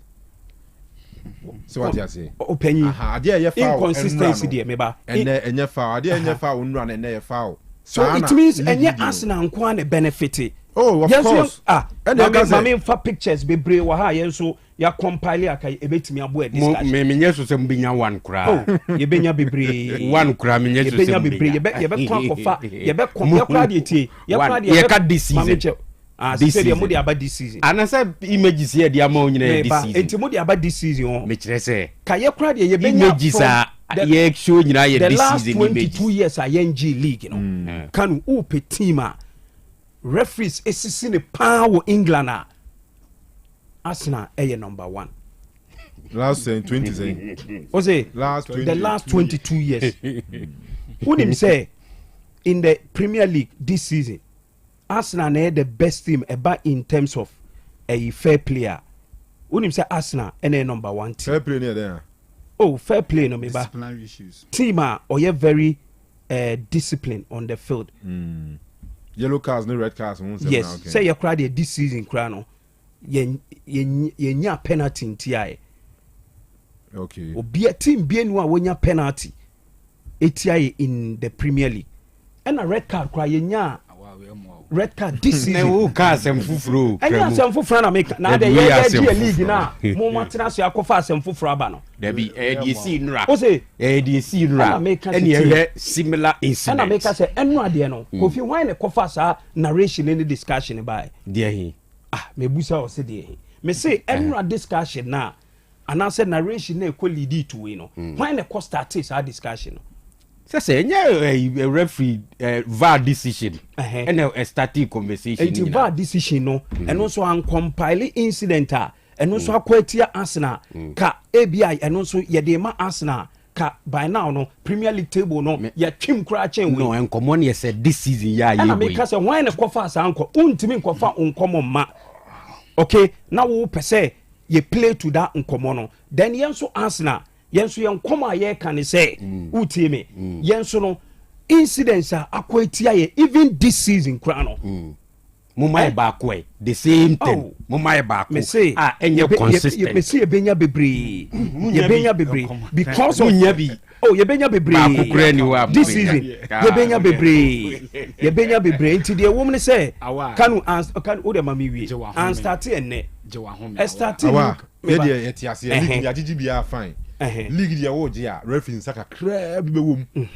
wow eye den so a referee be kwatia kakra bi enti ye kan nyina na bom bam je say you can't run away from the fact say league ndia wo ji o England match bi wo crucial match bi wo no a decision wo be call side na a normal thing na ye trust na ekwe ni there be tie eno de so o can about the you say Arsenal yes Arsenal da Arsenal so benefit from referee that but we are your conversation here the context of this season say ade na ye yeti amonno a referee bone no mumma yeti amanfo bebre and I say enye no kre even per this picture akofila bi edibai Chelsea meba Chelsea de mienu no untimi fan compare this enno de esi no aba utun the Villa ni United de compare even Aston Villa de no mamu who say there was no foul ni foul adna odini na batwe awo in the picture Martinez minimum no in the picture ahwe kura kamba me lose World Cup in the picture bi bie no eche say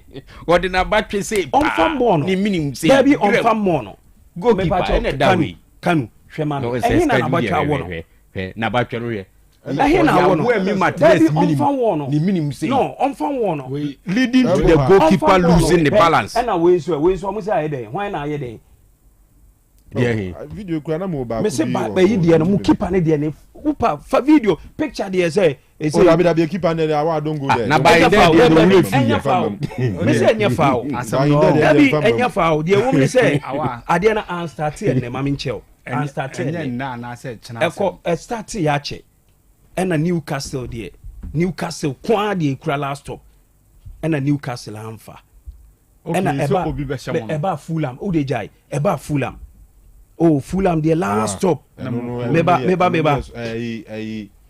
DSTV phone ne this an common ni ade who say DSTV phone e cover sa picture compilation ba DSTV center and make us tie sa omo nkomo no omo ne cover sa picture we ba ana wonim sa DSTV phone na nkomo no and omo tena asidi hu say Arsenal beji league no enti also omo ye pick omo keka pictures bi bom enti sa nkomo na me so me dey mo omo say ena we mu best stop omo ena Arsenal aba bedru say opanyi de wom ni say league no upe wo mpe wo Arsenal je ene moje say de me kana uti ase ye ni ha ye sisi Arsenal sa decision ni eje penalty ti Arsenal na officiating ekoti Arsenal ye de yankofa pictures bia am compilation Arsenal nkwa wi ni enra Arsenal kwa bruchire kura ode enno akra game no munye ne draw mo kwa bruchire kura na enka ye two enka ba this time na enka mo three match ka wo hu adi sei me hu adi enno ye draw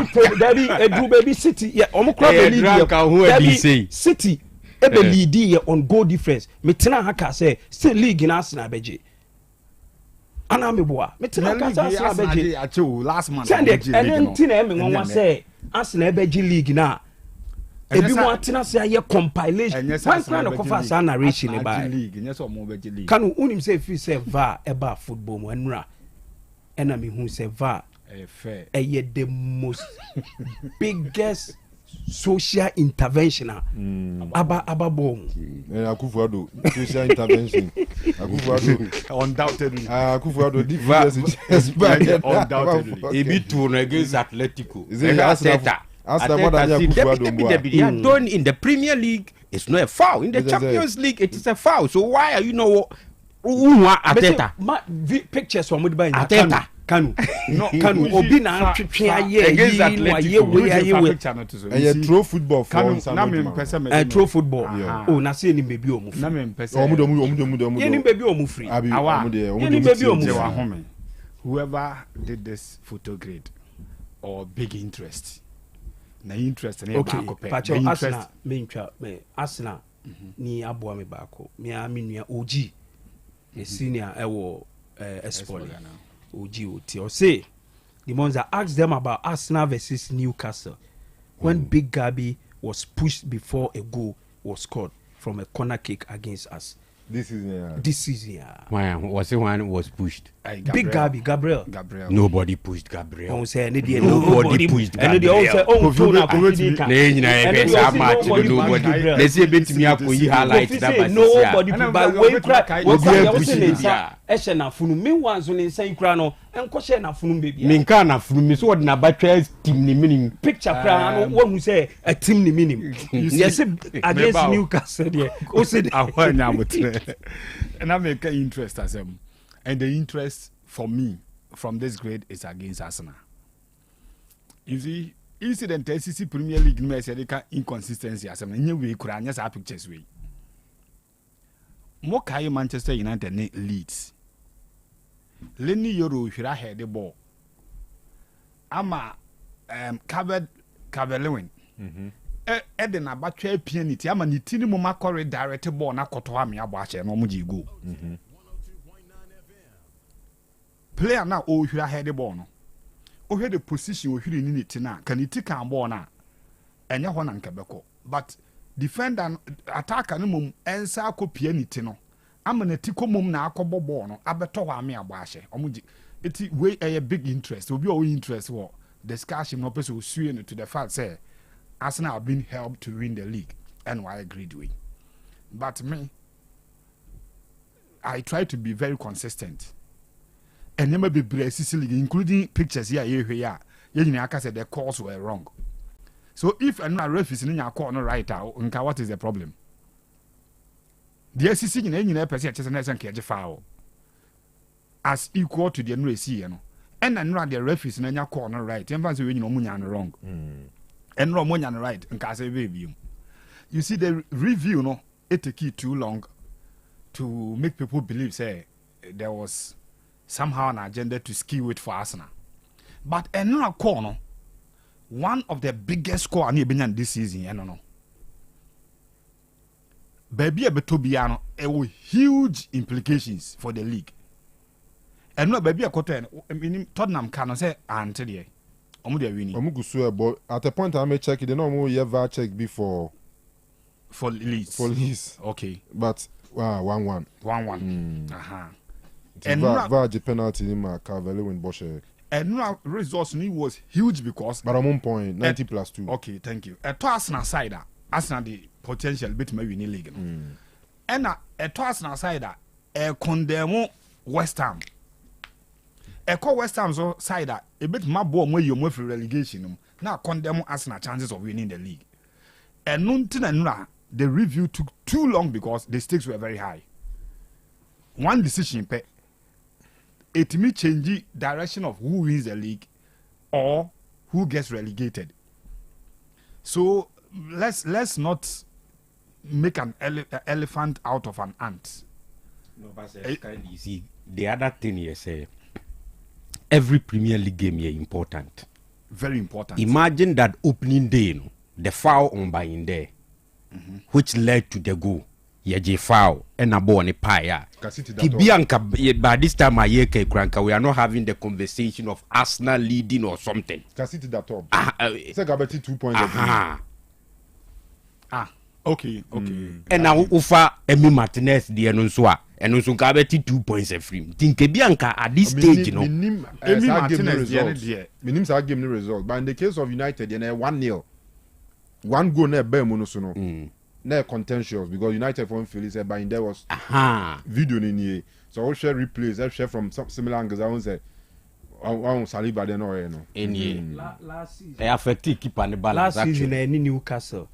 Bobby a trial line. Casa Bono.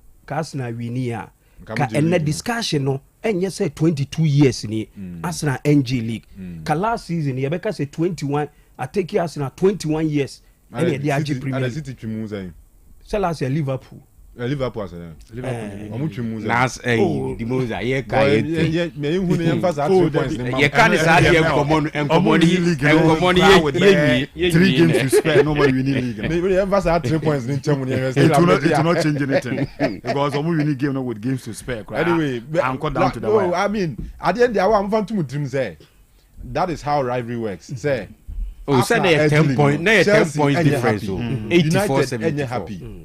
Liverpool ain't happy. So obviously they will come attacking some of these decisions. One fan is there. No, we could about. It's not about when you're happy and now you're happy. And I don't make call you repa. And another time I catch them say Champions League me bobi ache so master sanity. Yemra na mo omunchire kwan fa so ball. No one here obi ba yekro me bo home a. Ade che pese say bags here ko bo away wo. Second leg no wo. Ye money say ye jai bo. Yemra na emesua. What is it? And some of these things they might born already. By we na here Kanu and now West Ham United for they were seriously hurt. Coach Nico we any media for he said it was everybody upset because that is not how I hear this season and this decision he even went on to say season I say Premier League referees no any Premier League now but down to the class was it players and managers and god you won no obedu park so na apply be different go United ne Everton say they no mo ye referee bu na ni guzu I mean the keepers no yem protect your bi man na first the keeper 18 box your there was on your 1-1-1 so West Ham coach upset no complaining me I didn't know say me ne yadwen because player the decision na affect the player aso goalkeeper ansa ba ko atwe no foul nti dey nti na wo se obufu foul but omo nyina feel say Arsenal ye bi man timi gina dey a no mo ye bi yen so Arsenal for feel say there are incident bi akoitia ya ka eno so ka referees ni make the right call ka ye ni City enya that 2 points na ama se pressure aba no yeah but see ensana nubina shano manabo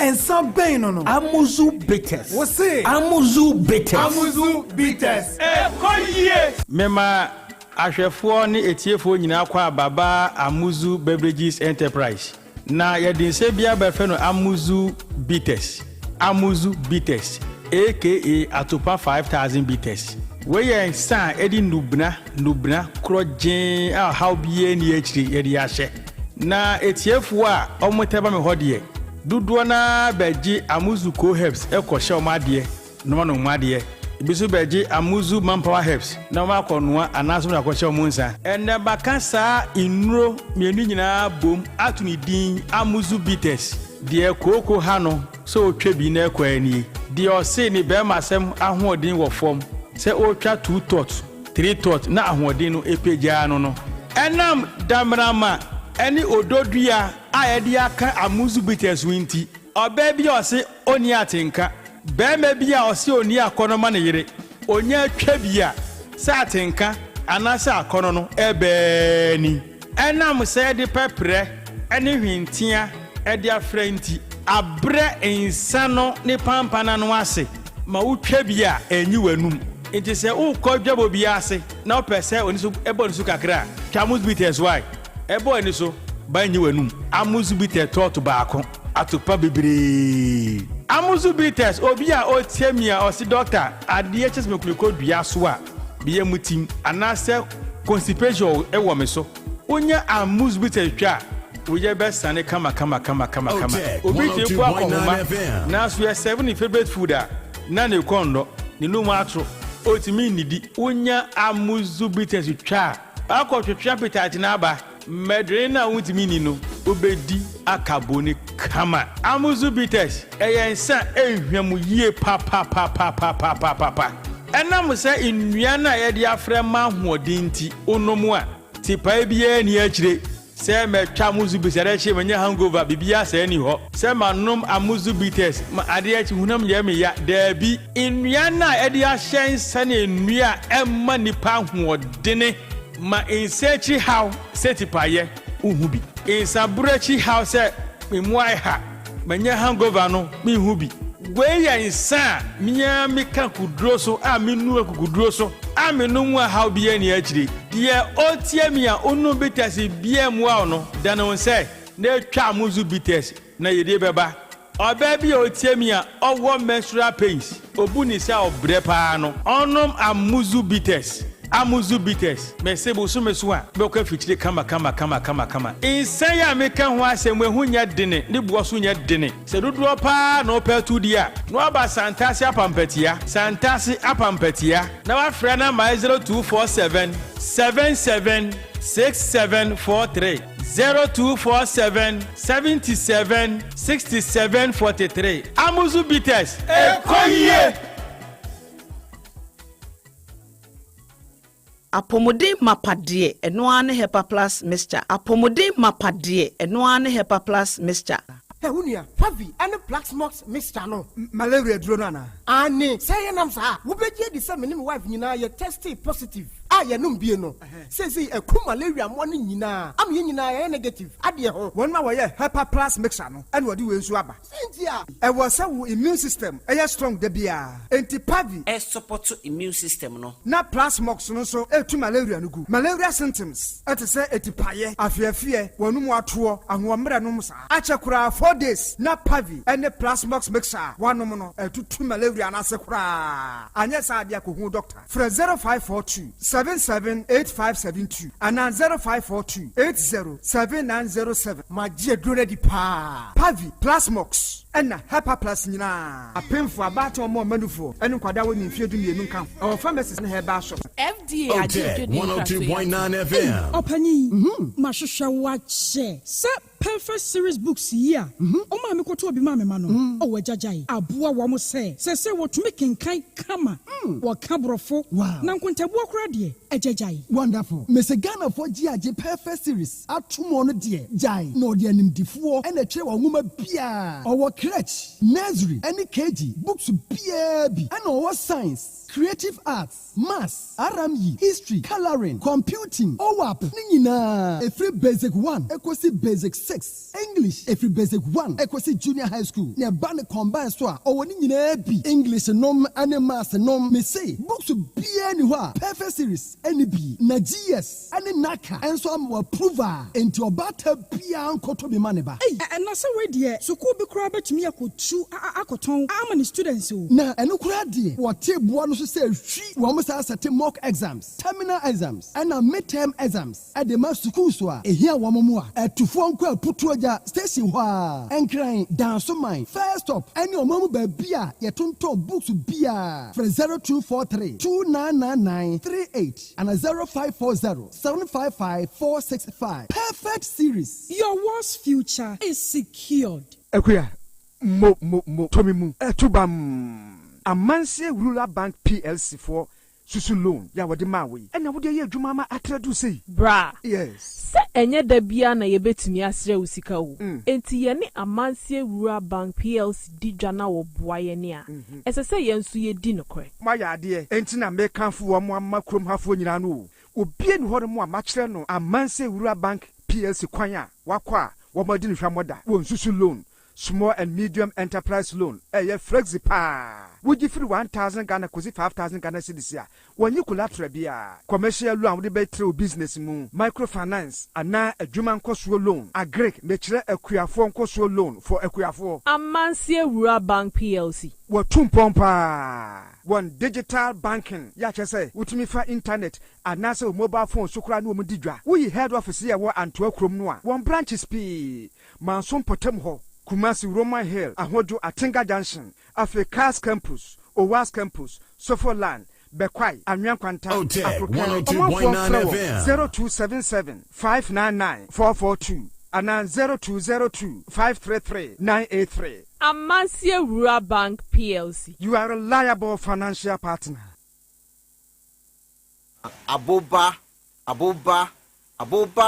bitters. Numbi.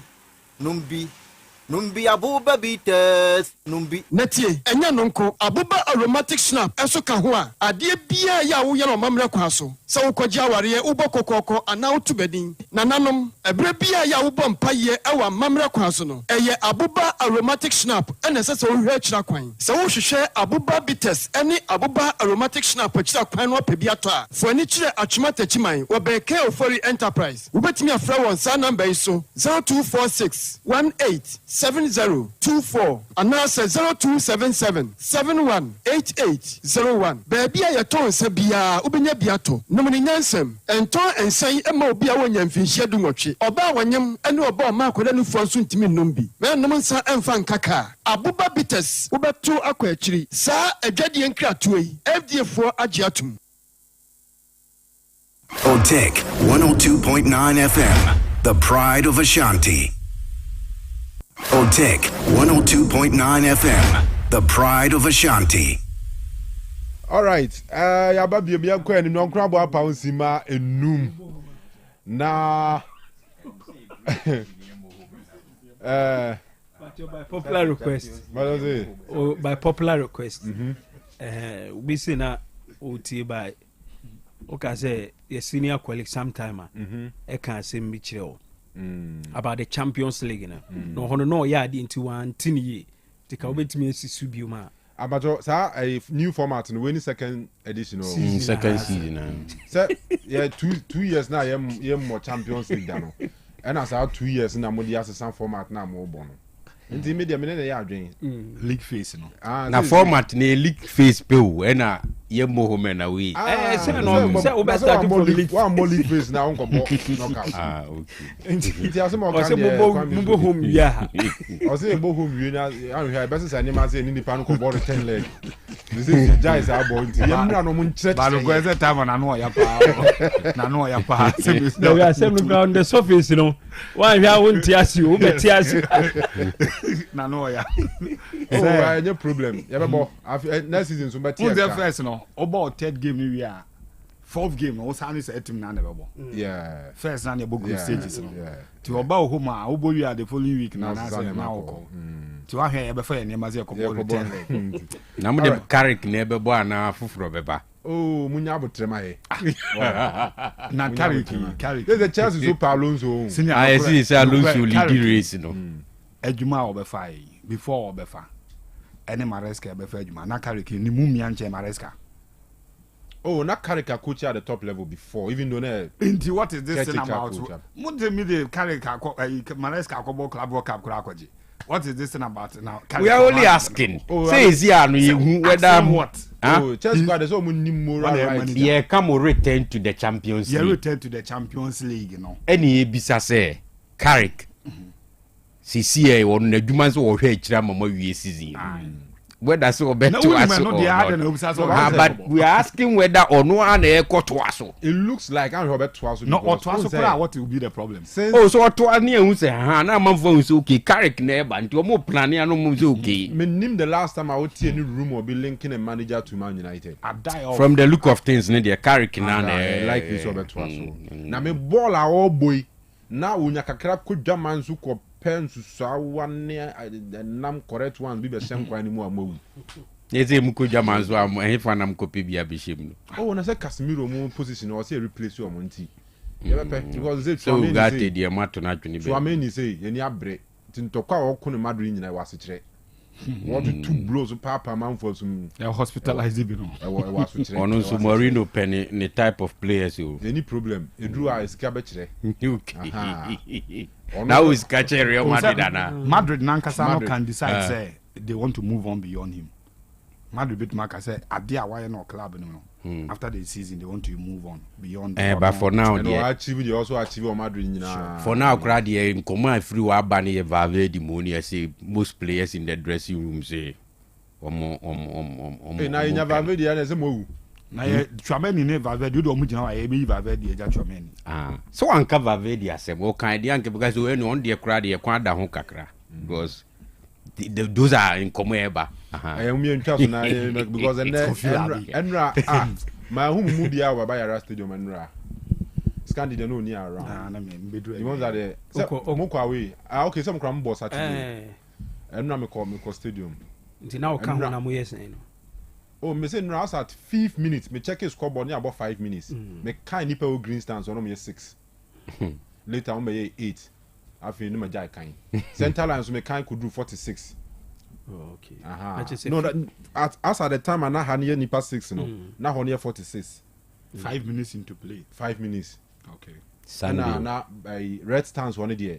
Na mean to me can because I want the national number. Bit my be 150 B yeah there. And I was that terrible. Nenye.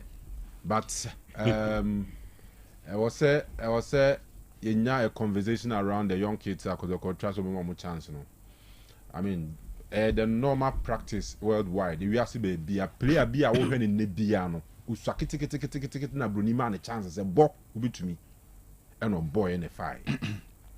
Let me can't say. Kotoko Nankasa or more case study.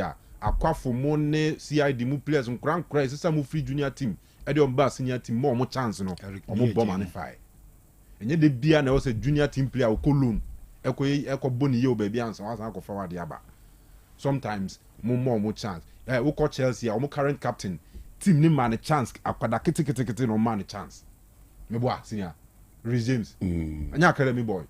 Oh yes. Ko we on academy boy. Omu nyina team ni more chance no maboko power. Messi Mount to money Tammy Abraham ni fika yo tomorrow. Messi no so kiti. And a Barcelona man a chance. What I say? But you kro mo de akwa eze ye ma kura chance mana bobola you use in fisusa. Example see how Kenya na no.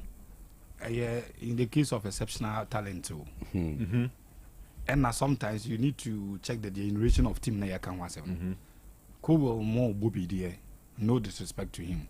But the standard they need for Chelsea no. Kobe Kolum. Komo Chelsea. No, but the current standards the overball. No, me say the standard they need for Chelsea no. Team B were all keeping the previous team B standards as a we come Madrid see your current team they bet ma for Madrid generation be we want we nyina be more. Be a 2-3 be penny be a ball baby. Yes, that can be a very fine generation back from Kakra. United the same, Chelsea the same, Arsenal senior. Me boy. Patrick Vieira on there. Oh they declare here then. True. But the message me trying to say all these names are ebo nyina no. Coaches ni who be 17 years 6 one Dorman. Arsenal small boy. Dorman, schoolboy no. What just say? Or call senior high school as a junior high school. 16 years. Now such chance one idea can we place baby nya bi. But obem crowd to me say nkra wo pa. The normal practice. No, the one so the won't me can in cars na place. But can in the case of it is the man you are na e tara bracket bi no abebo bi. Yes, onye keep player so statistics baby. Rashford nyesi na obebo bi odi kam. Who's the Rashford there no? Owura mu na he was into the team. We on cars na team no ho. BBC yama chance back no be bi. No, o ka team I wanna argue. Arsenal team dey oka ho. Maybe on cast starting 11 one and so on cast starters one agreed. No me AB I want so but you are taking it out of context. In this generation of Arsenal team here. Omuti Ateta to me ka say 16-year-old be mebo bi ne dey. And which the culture of the club. A team ni su say at any point bia no ko academy ho fankura ni bi from a bobo ni bi and Europe obia ye bi Madrid nanse won go fa one Pitash no ginam Barcelona hwe is enromo starting 11 no Gerard Martin Kubasi players be for say Pedro mu academy boys e more chance on bobo bia o makam the chance no na me person meti ase no. You have to earn that chance. You know what I'm saying? A special talent. No, but in the case of because player boys, some they are working hard with junior team. A special talent, we identify or youth team no. Near Sebra Baby. Obi or create man a chance in a way. After about 1 or 2 seasons, near man go free impo. Yes. Unco free, you say a ton. More man a chance. So that chance, no, and you say at the hot desert and I say, come on, you did say, Yemfa, caveat, and Yemfa, you been to say local places or more national team. No. Who say player B or academy for Manchester United is still the team of Mukasa for over 78 years. Every season be a United started a season academy player start a team no. A bowl games ni bi. It's one player be 2 players be near humo special talent be near the waba no Bobby. So you have to earn that chance by having a talent. Sounds now you've there's a pool of players be don't man any chance. Same happens to that's what you bit me and boom. Sure, but at least most season in team be introduce 1 or 2 new players from the academy. I'm more special talent. Whether special talent or not, or any the chance by the hard work our junior level but let me count here say United this season Fletcher by no more Shelley no more for all you know once the next 2 seasons be about top player JJ Gabriel no one nyina pe one chance o Chido Obi Martin no coach Chelsea or more the same Senegal and small boy and Anzem the boy Mama say one chance one taking no one cry that Chelsea man chance what you say as our coach and be na me say yeah local clubs no so betumi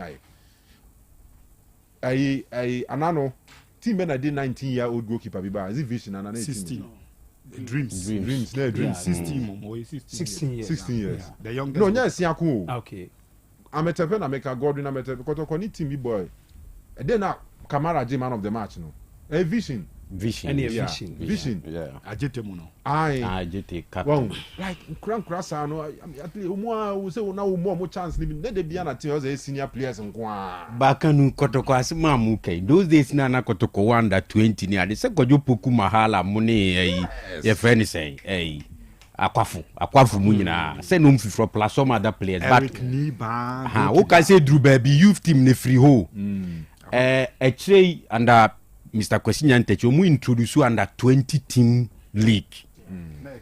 Umbe say compulsory Premier League team bi anya under 20. Nti Kotoko then kra na coach Karim Zito ya u free one and ya na handle sa team no. Nti for some time no youth team sem no kra be kodai. Nti they didn't even have it kra for some time kra no wakofe bi free ho. One who said the city. Nti I agree say there was omuye ni yie ne yese moving forward there was omu money ko youth team ne ho because e betimi am wanya 1 or 2 be free because we dey ya Kotoko no e big and do me for into youth team for so you will still have to go and buy as na sem cry ye kan ye ka do man asem yi they still buy 50 why they are buying Jokeres bukra motor they say anti e bi wo ho na mo ye ni yi a you can fall on some of them. Yes, but numbers of my fans need so cinema be say and the conversation senior players need more. Yeah, what the upper mom ko board the next game. The next game I say Marco Fam Kram kwa even Kofi Anura de no kra no obetumi make a case for say na sticks and never form pressure ni ho imagine say supporters so empty stadium so ntino like obe feel comfortable. It is also possible say ebi ankra bi wo hono a on ne kuku edu ebi ono kra ohia numbers ohia spectators no say ka ho abom a ho kra na nkan game ni beba yie wonra ball na I lost in chain boni ade since I lost in chain nra na me say nka me pen 1-on-1 say no ma wine ani ma hwe say enye kobi manu and I question Max B. I've been in a park no so the bomb na. Maza, Oza and Coach Karim Zito who know future stars FA Cup game okay. Yes. And this season we bought another game or even before this. Na no mean about conversation na dey mam na em dey pa. Em dey because na no me kopie nkomo bi so.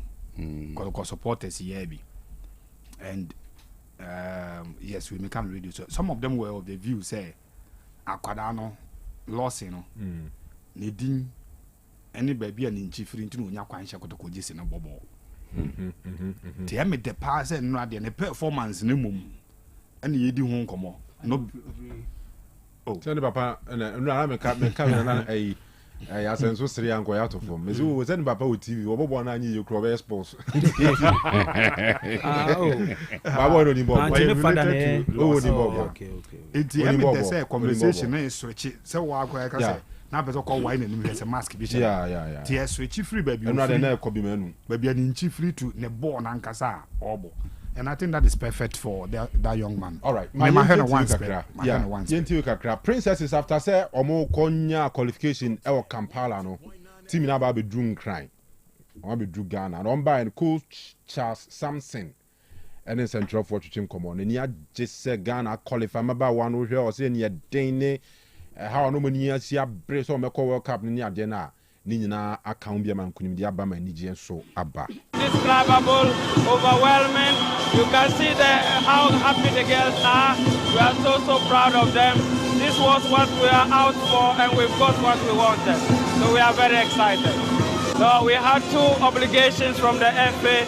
First is to qualify, and the next one is to do well at the World Cup. So now our attention has gone to how to prepare the team and to do well at the World Cup. And I was always confident. I trusted the girls. They believed in the concept we had from beginning, so I knew that we'll go far with it. So for me, there is no limit. The first aim is to be able to go past the group stages, and then as far as we can go. That is the aim. Undescribable. What I'm most proud of is the character they show, is the resilience they show, and the willingness to go to the World Cup was always there. So that was amazing, and that we can carry with us to the World Cup, and then we'll build from there. And sana nubinasha no manabo. And some pain no. Amuzu bitters. What's it? Amuzu bitters. Amuzu bitters. All right. Young Quay and Nimna share other stories here. Young Quay athleticism, right? Back to football. Young Quay athletics.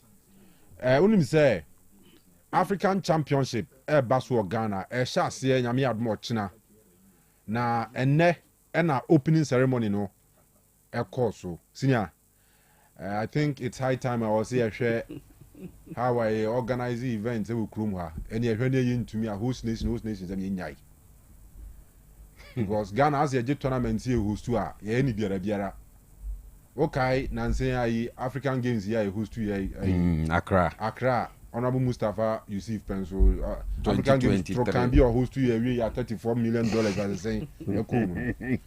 So and African Championship would say Africa and Kawino country beard in athletes or more heavy and ever for all events. And just small competition. To come in say in terms of athletics, we are AFCON. We are AFCON. Athletics more AFCON. Yeah. Athletics more AFCON ye. Ye simple cra. Athletics more AFCON. And Ghana you host to know. And I know na dia na we host to know Botswana and Nzeng. Botswana dia near world though. Near world for qualifying to World Athletic Championship. Okay. We share facility and no more host to event no honey how atmosphere in the city or one. Yeah, be there, but then we are illegal. We are illegal stadium. Now, athleticism, Gianni Infantino. Say Infantino na ye football the whole we are so down. We should do that athletics and know the whole world. Your friend is Sebastian Coe on a year World Athletics, and as a president of World Athletics and a chairman of World Athletics.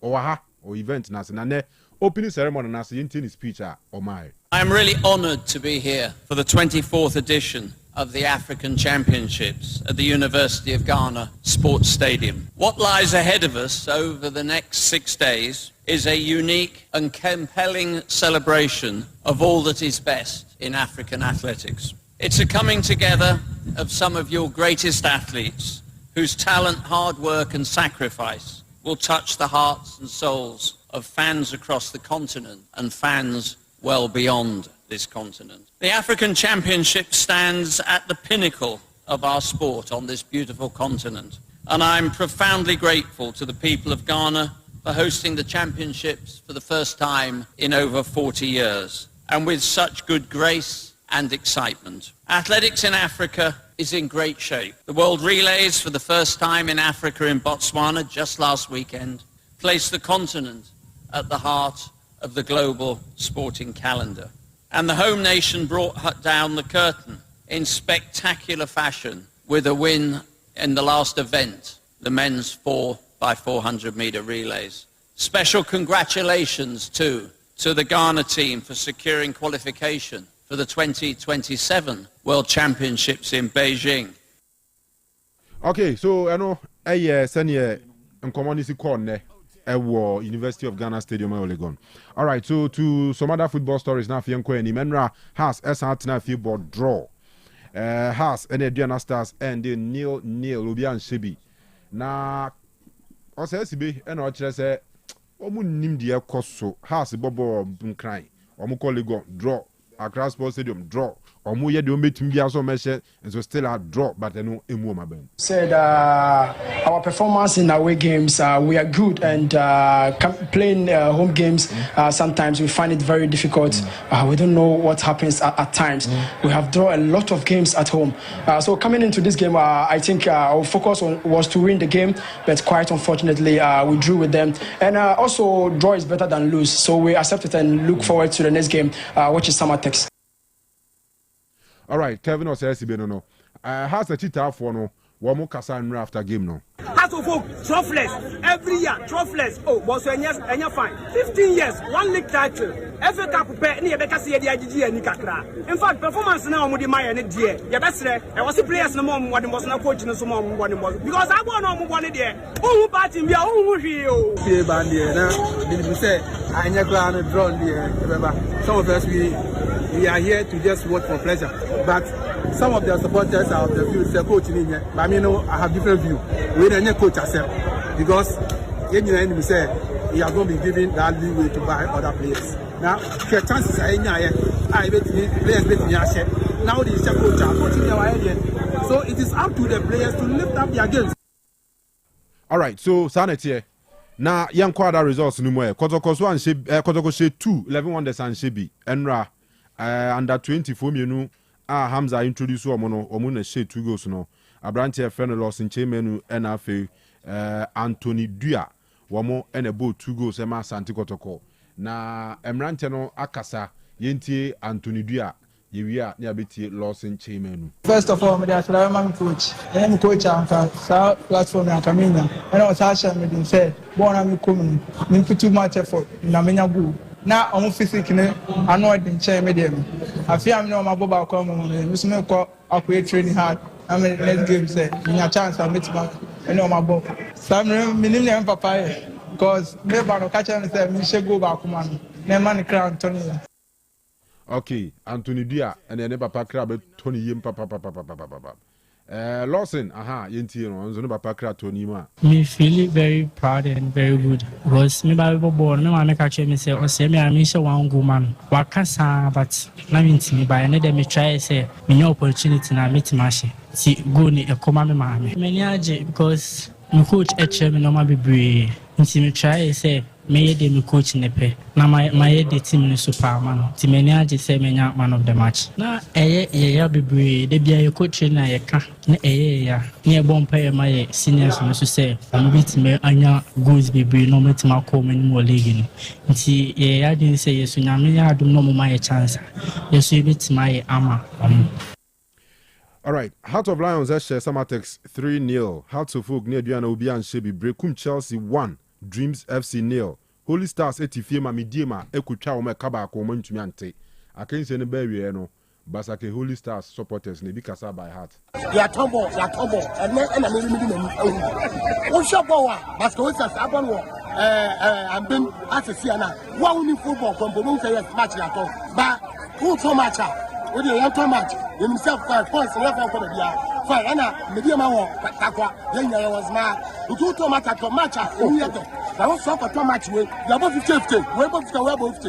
You best board no. We not send the catch your supporters. I was man. Such a idea of the idea. I'm only a new. It munya fine. I'm on catch your supporters. Who say after 50 minutes? Who say not supporters? They put you show. They do back and so. Who say supporters? They go. The catch many person the board will say. So why never be I can't say. I'm only supporters. Next is the my pass. Now I'm bobo.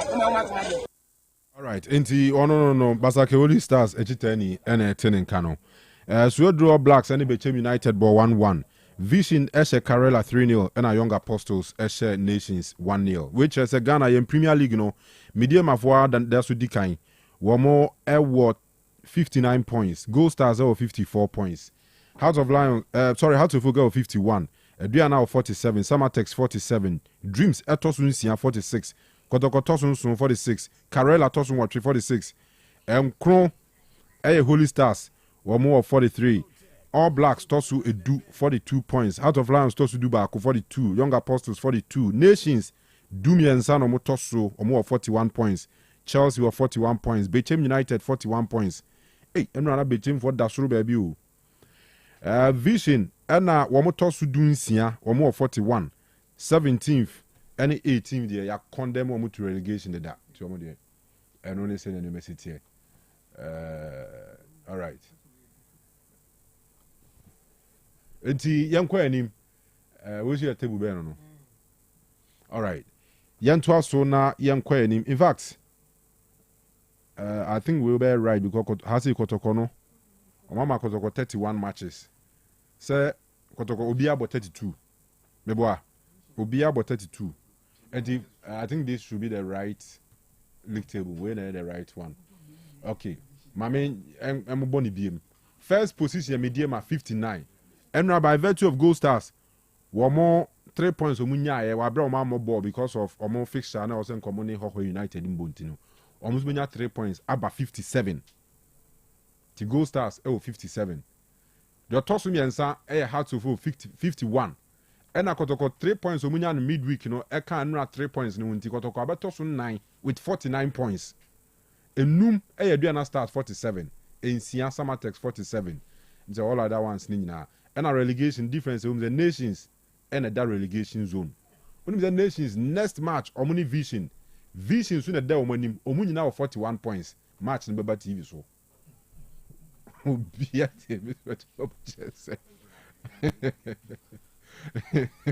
Match number TV so. I'm Obi Ahebi. You know, we can hear you coin, medium are coin. Medium call Pando. Okay. All right. Nations any vision. Heart of Lions. Mediama hostu Heart of Lions mum. TNA. Heart of Lions. 11 Wonders Swedro many Brekum Chelsea. Adriana Doma Omone Apostles. Dreams any Gold Stars. Tuba. Bechem any Kotoko. Bechem. Samatex. Elsubabo Edietia Heart of Folk.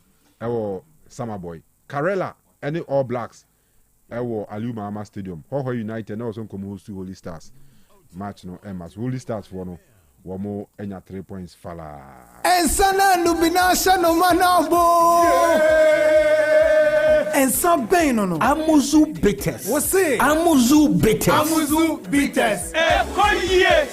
Abapa more force brabedi dwa ho beto ne ma hia ho ne ma bia wo hia bia ba benya ne papa ato maso ye ntimisiro kotafo 3 miles sakasaka park anim ho a ne kodi dwa new man range from home appliances ba toiletries provisions new man hodo bebre na akwa benya bia to ewo ho no ntimisiro kodi dwa ewo abapa mo which means from na waka de wo hia omo a ebe send e amount 0593 386 133 0593 386 133 Akuma bitters Akuma atadwi ginger liquor eno eyensa papa sport bia ne pub bia no obenya bia to no watwa ne kama these days weather ne ye enti nesro make sure say obenum nsa papa ukonum nsa boni akosusu dai boni na waso akwaeshi Akuma bitters ye the herbs na ahye ye ma osisi yare no obi a wa ho odin wo fom e wo mpam no brane nto nchia na twa Akuma bitters ko hia wo hukani na de chi a ye nhwe de obi di nkunim enti sexual weakness ni nyina no ebe ye thing of the past so abra wo twa Akuma bitters Akuma atadwe leko ni bi e ma no am wo menstrual disorders ni nyina no ye the herbs ni bi afre be boa sort out na bibia ye fine enti wo twa Akuma bitters Akuma atadwe ginger liquor ni nyina ebebo ma honam no esisi ne hoso yie na ahoden atumi aba enti wura sport bia no bi pub bia benya bia no mo amope bia tu for event bi anamo koton na mo afre Blackie 1984 Enterprise for wamo ewo Kumase esreso ho na udura be huom dodo bia pe bia no benya bi 0249 0249-671-984. 0249-671-984. And at 0245-105-476.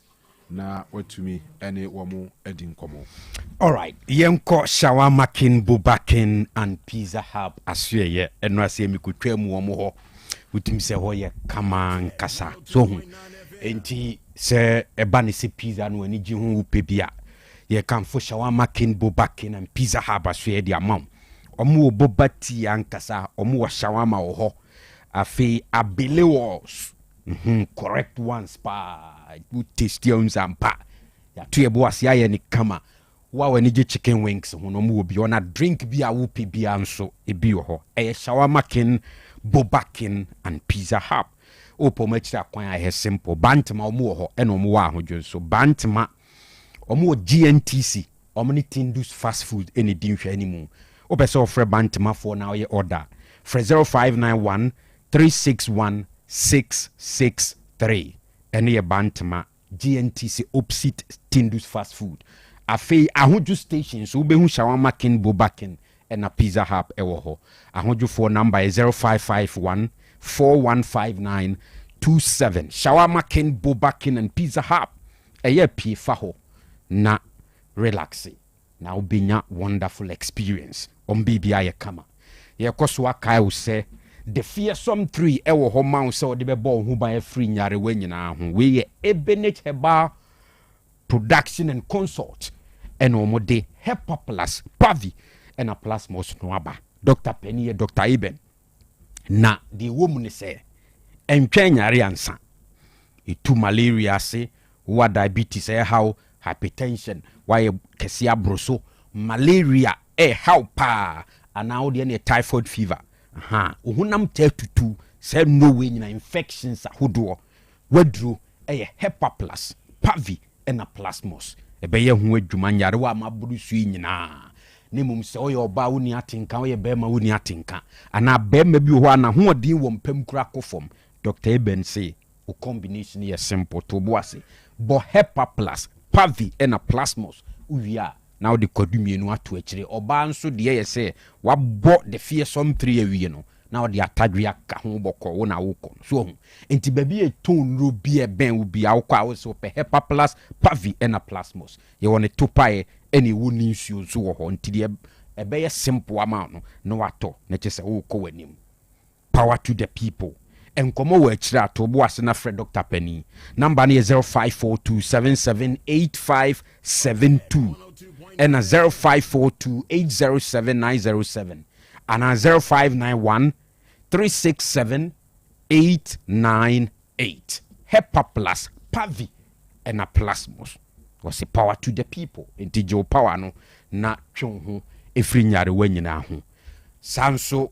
ena ye kamfo aboba bitters ena aboba aromatic snap edi amount aboba bitters no agiso ubetu akwa akiri yaka ho asem wa ha ye die mu ankasa so ho enye nsa keke eye duro prekope ene sen omo eye aboba bitters akowure makekenu ye hini nubena enhahan afrefra a ekoni pedua ni mu asiesie ni pedua ne prekope ma hodin bam ade ba ko haye pa ye se nipa dodo na asrade adoso we ni peduam afia mama na doso ntubo se de bia na nyare wanketenkete so bi o wa wose me de pemso ana 1 minute matofom nti ama na ware egu be ma ntwen ansa so ma unsanka aboba bites bobo kama na ye hu adwuma sisi wi mama no tesrade ne so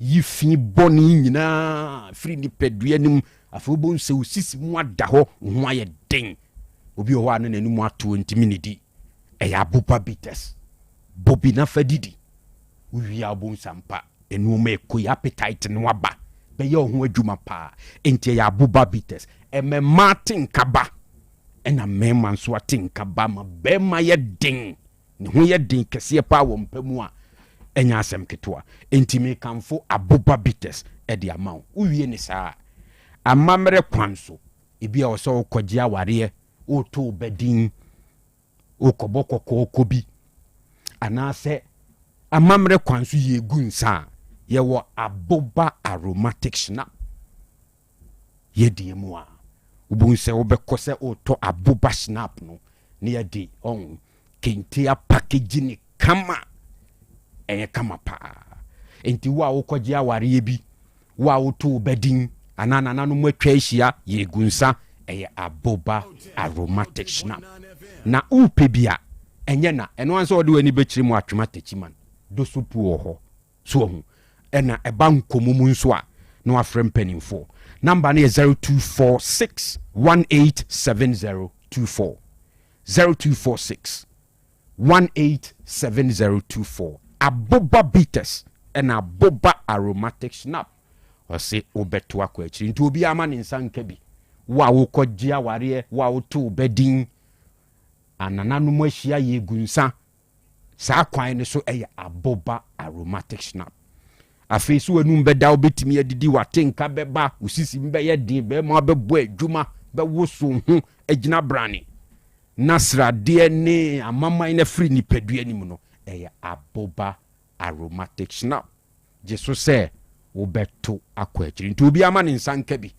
na muntimi nto ma ne nkɔ akyiri ɛnyɛ na ɛwɔ pap ne drinking sport ne baa bi ɛbɛn wo bi awokɔ a senior na wagye bi bɔkɔɔ. All right, nti yen running through the games in the name nkɔmɔ ɛwɔ akyiri kakra, but Asamoah Gyan akasa fa Ghana yen squads a yɛde call 2006 2010 and 2014 World Cups no. Ɔse coach a ɔde yɛ call 2006 no ɔpɛ attacking football. The ɔde yɛ call 2010 Milovan no ɔpɛ defensive football. Bakwesi apia ɛyɛ mix of the two ɔno yɛ hybrid. No match bi ekobo bia no kyerɛ sɛ we be defend ana ye be attack.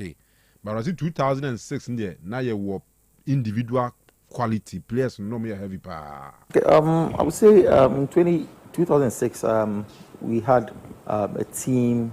When you talk about individual quality, we had a man in 2006, and we had a coach who was more offensive, you know, who was more like pressing high, you know. So we were more very offensive. Okay. That is why during the qualification we scored a lot of goals.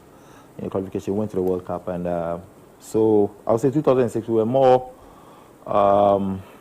very offensive, you know, in terms of the players that we had at that time, and then.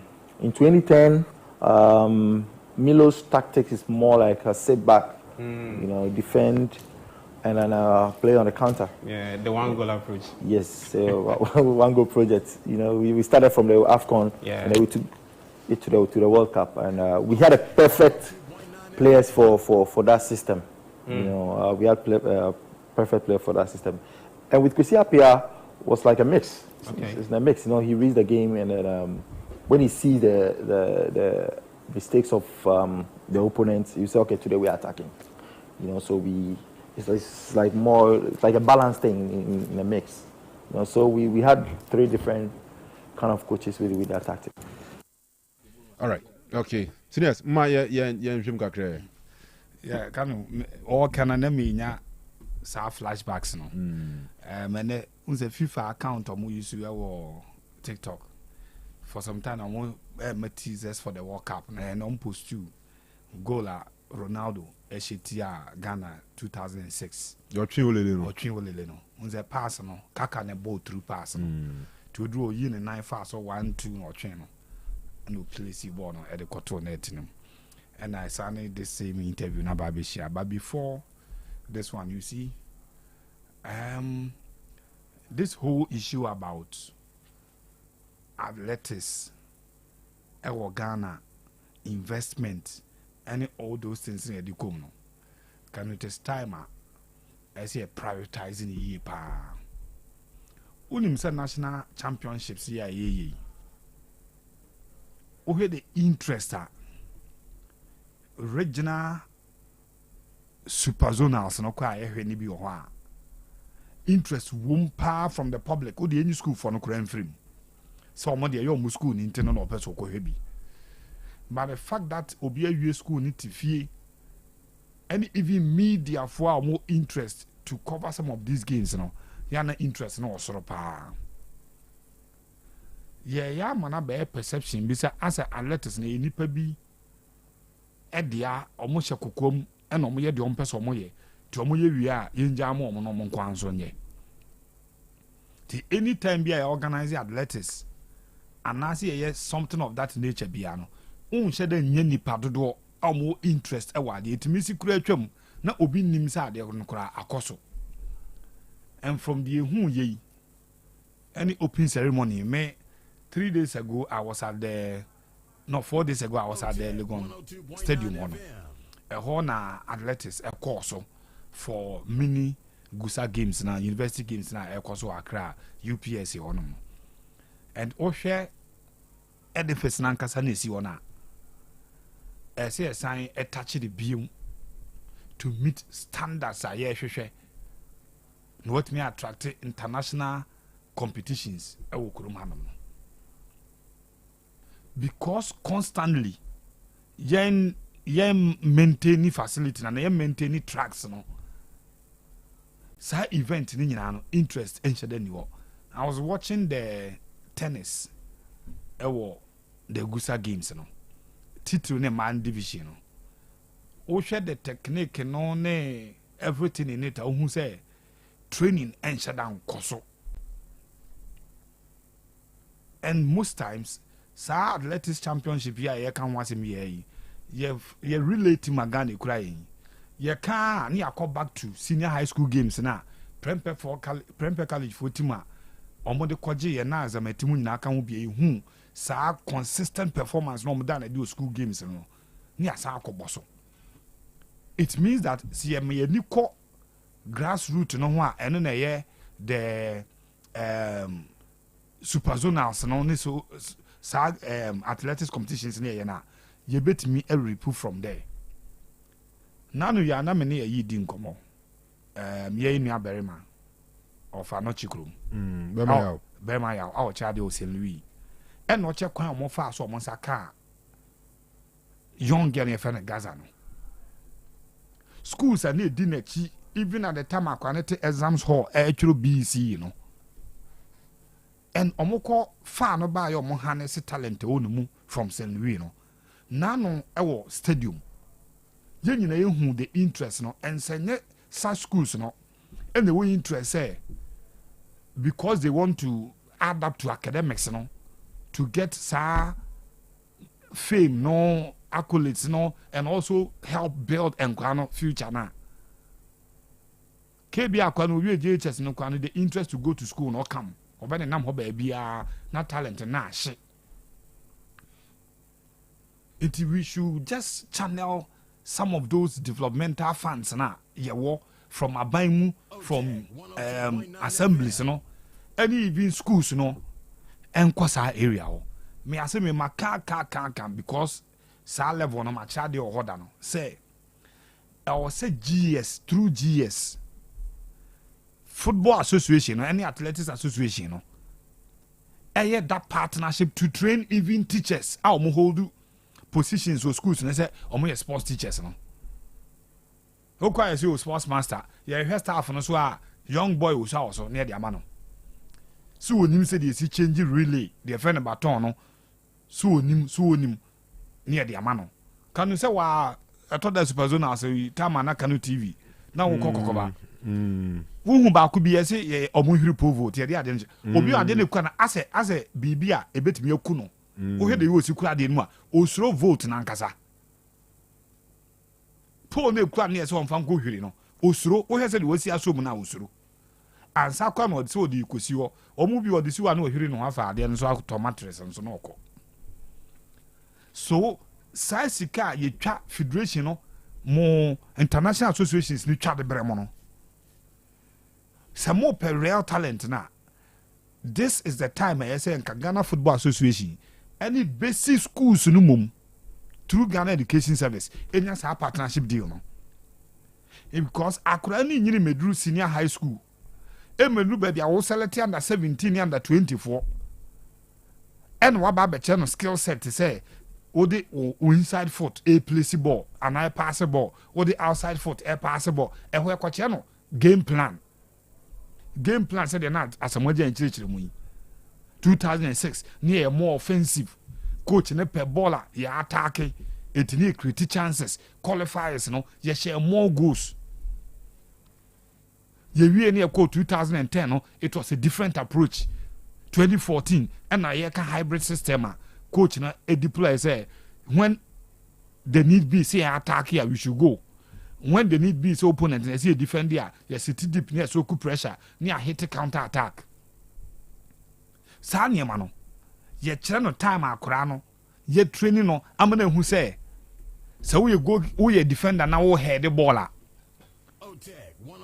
the time we defend there obetimi de wapampa mu ma head the ball no cause you keep the ball in the air for goalkeeper so obetimi be pick ball no o ya attack na wo head the ball ye mfi apampa mu head the ball ye de moma so and head ye training nyina at the time akora ni sua the skill set of football no sabre no okura teacher ni bia onim ball no ye yin keke eni ama no position sports master eni de nkura man so nko train omo wa bro no ka sa kora won se da ni mu nim de ti athletics ne yem partner schools ni bi ye nyina ye nim okọ school a ye twitwa ba bi ne de man kwa ni kura eni e che omo se de si change stick no the technique near the change stick no class from your left hand to the receiver on the right hand and as or the other man who on the right yeah the left in the receiver no obi o wa wonim to obekwa right to right no akutia the other man nentini no me na ate ahwe.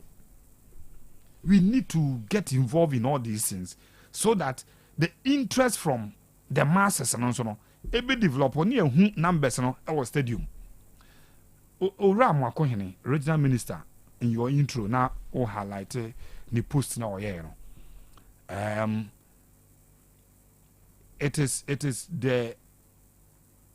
the best na abia bit maka say ye bit me dia solve problem na ye pe no and a problem na no nemum it is far away the expectations who are your football me dear Kanu say the football say go back to the communities ni akọ get ya na yakonya interest from nipa wo community na say the football na ba stadium so mra mehwe no I am not for it. Kanu yamo ya empty stadium na sa me point na say de ye hu o supporters on any de ye hu o referees on see and tackle no first near the football no communities na one here every weekend be nyame mfasa ama one you be see nipa okroma see ahwe near see ye pe nipa mo ma be he ball ni ntino yemfa football no communities enko generate interest no ho the standard of pitches no say club license for no aka so more compromise near the aba form wo de yemhwe communities na a home po club license no emfa emra no nto form na mo miem de mo no mo nye opportunity emiti standard number ball no sa in quote mo mfa ncha me kron ketu anum no aye bo Ghana Premier League ni bi obo division 1 league ni bi ono ya hwe anytime bia na ese problem aba Ghana football mu eye ntokwa eye kopel refi abono ana ye bofu players no eye sa communities na teams nye closer to the people. Kumasi wundimi ka say Babaya Sports Stadium no sorry Kotoko no closer to the people.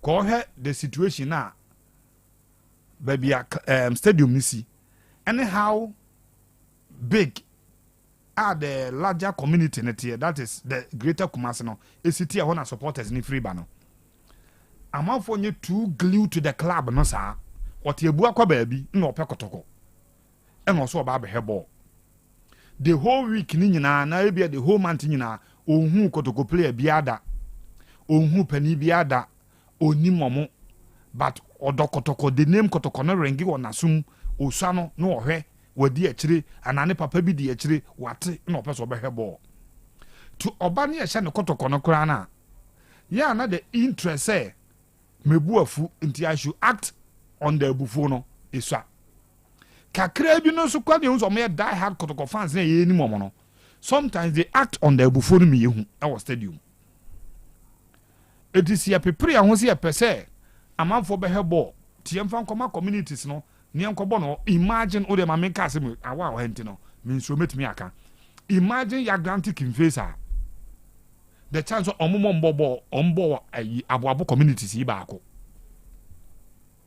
aboabo communities yi mu baako whether number 1 and number 2 ayi baako no so kwa de say w free ayi traffic light na say you call ayi video bi wa na oh baby ana ayi we free traffic light ya say you call Kumaka side on Adukrom what the aboabo number 1 number 2 Adukrom sa area mu no sawaba ho o de say kinfesa park bi do ya grant am mo kobo mo games e wo ho no for division 1 say unim say o ma bie AstroTurf o ma bie e wo Islanders Park ho ye standard here okay ya start to create 2 and more say next season no yeah, the boy matches for premier na the multi doctor Mwako oh e ka idea no ye but nipa nan kasa na omo na community no ye de boy no come omo no ka no mbem na gye ensem because o he in corona o de omo toto Kumase Accra any o de em fan sa to extend Kumase ne Accra because of football reasons no in corona kana de omutoto omu nuru sa akoto Kumase ne Accra no games e course ho no ma na se supporters e trigger reaction bi a ye hu de esi eti no de minister adwene na nka oche nke ye pa if nipa ne de ball no come on ne ready say on be so football match as say results mensa na free mu ba no e bia ya accepted. Number 2 referees ni susu ban o mada na di wa ha no da bia me ka me say supporters no sorry to say omonye mad omomodam omo reactions no mostly triggered by the omo hu park no so ye team bobo wie na supporters both for more team because omo gidi say omo team na amomodin but most times referees no attitude bia Emma won't me accept say supporter no wrong for acting in the way o see acting you know. It is a bit to me communities na emu no through the regional minister if obet me lazy with the sports ministry any aban na the same requirement na ye here to make sure say you bet mabo league game e wo baba sports stadium you bet manya no designated parks bi o Kumase ha no ma fair deal inner perimeter kura ye hu sa parks ye hu supporters be 3 so mo since omo ti mete no me kai ye kobo ye koye games bi wo kunadu no otumfo park ye wa he de chem so yi ansa na ye ko start games na game bi koso gidi bi ba so ye hu na obi atimate you know inner perimeter na mo wuram ko park no so you should be very careful not to in quote entertain the idea say yemfa football and san go back to communities no enko generate interest ni mum free homra near the almost say free honum when the interest is on the high as a baby baba sports the home dia ba book mu pa de ka asem na honorable regional minister aka no book mu pa de nke na be solve problem na mai but practically me say wan hwe ya na wotwe awie ye bia no na gise ye bia ye koye yi tie ne ye mo na empty stadium na nipa nkwan ho dance ye bekwa kodi se ye pe numbers na peska kakra ma teams ni ntino ye mfa nko communities nkobo na nkofa sa ade na kotokofo young boys no mdo start games in rano Bismarck Ofori, Lawson Chaimenu, Techi Addison, Anthony Dua and Abu Adams. Abu Adams ne 90 minutes, Lawson 90 minutes. One waka na every bench nearby. Senior high school for Nkwada. Edu so mo register o mo kra no. Na kotokonya issues kaka because some of the boys no school nti no munya kwanya ombeba every week bi abe training. Na ombese any opportunity kra no asa abobo no every weekend. So the under 20 no omo register and I say youth to omo register omo for omo games no. Na ne bono a problem kaka de mom unse o ma qualify for middle league e wo division 2 hono no a o mo so obo ahwe so mbetimi e de aba nkomo kaka na no me ne pani bi di na o mo hwese o mo mpese and almost had any interest almost a team no ever qualify from hono as aba winning in the division first division no sorry second division sorry asem ba akope performance ya no mkoda na di and na supporters na bi kura say yem pampanyifo ni nyina mfrim ne mfa nkora na mra mebo oh amra man fu dwa yo almost yem pampanyifo ni mfiri ona nkora na mebo bo no na nkora no kwa ya de champanyifo no. The point here is that these same young men, Osho money ma utu nkora because ayi ba ko mu. Minim say boy we wo ayi rough school no ever OT. And saa nkora we born no mo bo no. Eye book mo dia ya kire no na obeba be body ama wo. Otec 102.9 FM. So mun back closer to Premier League no. Awa this one qualify for first division. There will be pressure on Kumasi Asante Kotoko to be using those players to play in the Premier League because one, there's no way I won't bet my qualify back Kotoko no Premier Division no entiminye. Obona udi first will league num kurana. Who mumbe forfeit qualification no. I'm a team for from aba besa aba Premier League Premier Division no. Cause we senior team no two teams are the same league number. Omo handle the hype around these boys, because Kotoko team no is almost their all-time low in recent times. Results are not free club ni muba no, and yet they shame crying.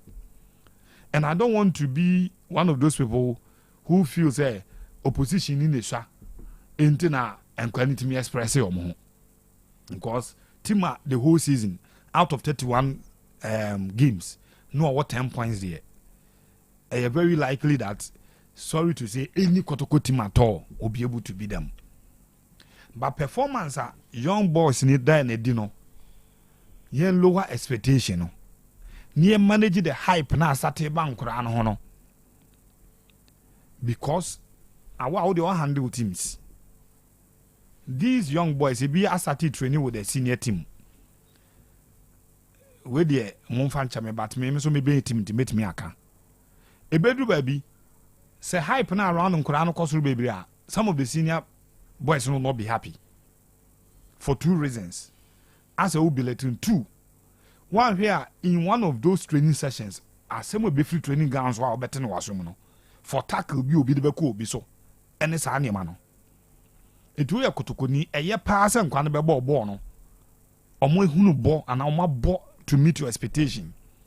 No one starting the hype around them. But lower it, not to, in a way, either belittle Obi and to malign Obia or no team for 2 years, 3 years. Saka sani bi ona nkra no kwa ni mbo bo chomo yempom no form mra no obekwa ku share training grounds a be pia bo ato me kai Kanu me sure as me obekai. There was one afternoon bia coach and spending up there before pon training our Rich Park. I think say NS Boateng the tackle bi call ne under 24 na either cash bowler na obi aso. Or first one or ten second tackle or the call or the before pon training no na me hope Rich Park So let's manage it. Coach and the technical team around boys no omu water down the expectation na for shall see no. Na idea ya blessing no and go for case. I'm from Rome team no. Mate. Si anti we dey say you dey be na kakra wo be so preacher kakra na nka. Say league na na mu ayede. Say the say Nigeria ne dey. Oh Mediema. No, 2 points. 2 points. With the next game, Mediema airball Heart of Lions, you know. Gold Stars and so-called Dreams. Yes. It was the Lions because of relegation. Almost ever compete. Oh, Lions are the only thing here, and it's one winning on last home game, and one no. Omo become Heart of Lions. Okay. The here ni say wo de Mediema in show mo. Na last game no. As a omo ne hohoy also. Me sure. Because ye be we first round no. Omo ne with 34.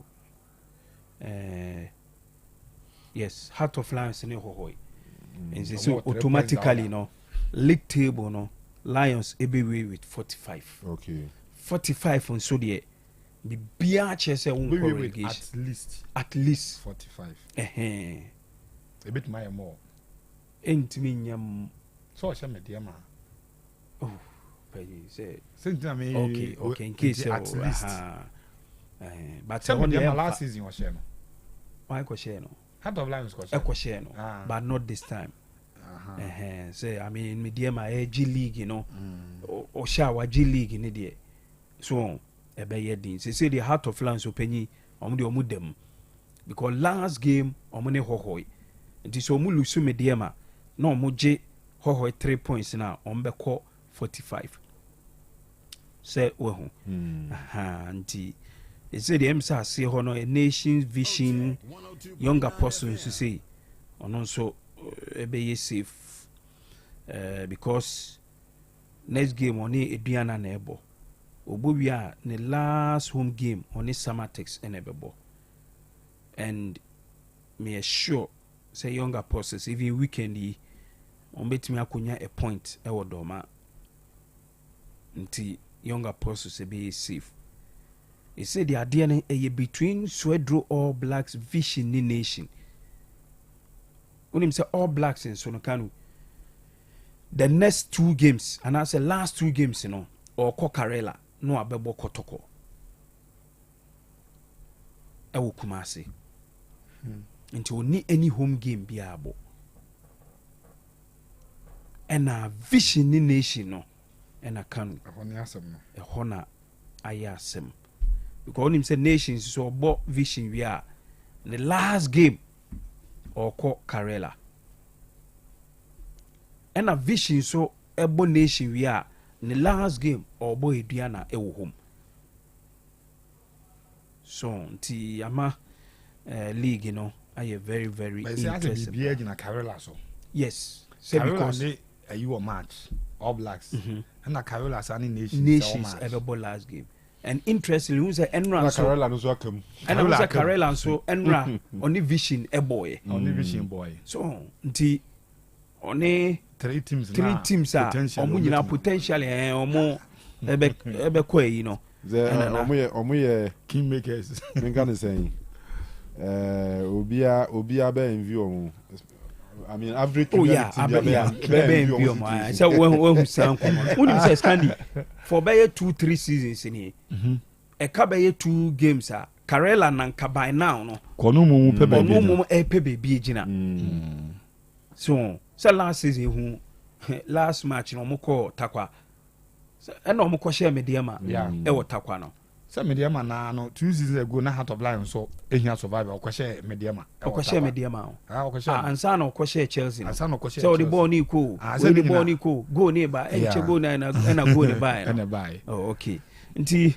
Kanu I hear very difficult but Sunday game no minim say kwan wom there but which of them nations in vision so game there kwan bia and it was nations for so win bia no can also mo win game no enye better do enye better especially ever live games say ever live scene ever live nyoma bebre e ka ho yes but I'm hoping and I know say vision nations ebetimi nya sa 3 points no all right the ama menya gidie wo nations mu ne say omukọ ekọhye Heart of Lions no unse sa win no can nations ankonya sa Heart of Lions win na ka by now a different case kura na yeka all right until the Ghana Premier League na time ninti ana me ma wa monyom na ama me because watching ye ba na mo abonyom na ama me na yakam sembe it's been there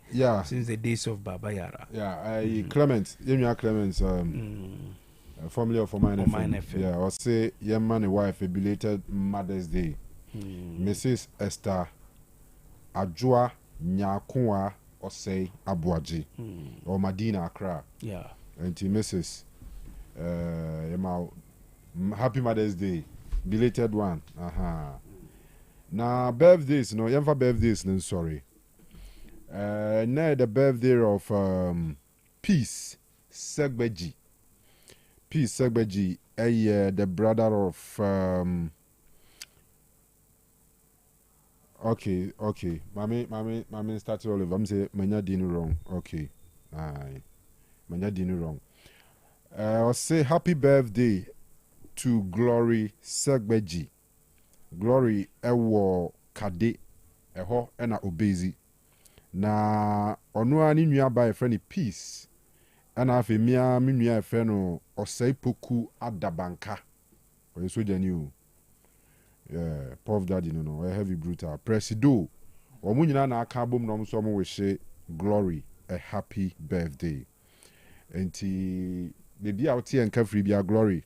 Have a wonderful one. Officer say on my happy birthday, just like Unyaba Peace. On so my happy birthday. Enti baby out here and free biano. Ye nyina my happy birthday. Next year, the birthday of Mr. New Love Mafu. Yes, New Love, no. Hard guy. I know New Love birthday.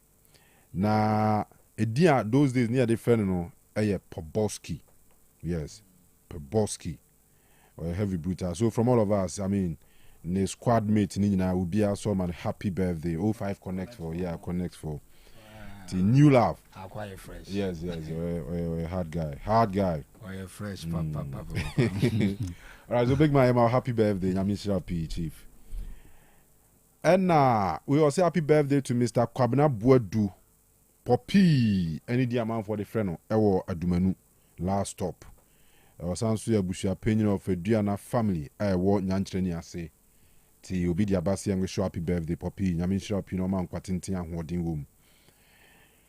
Happy birthday to Akosia Ella, our old FM area, ho Kumasi ye. Nana Boatin, they wish Yabasi and wish Ella a happy birthday. Akosia, Namin Sharpie, Nafi, on Yewswa Kumaswadina, and Mao. And then finally, was happy birthday to a Deuce collection or Pankronu Kudia, and they do birthdays. Into your Deuce out and car. You wish you a happy birthday, big man. Namin Shaw,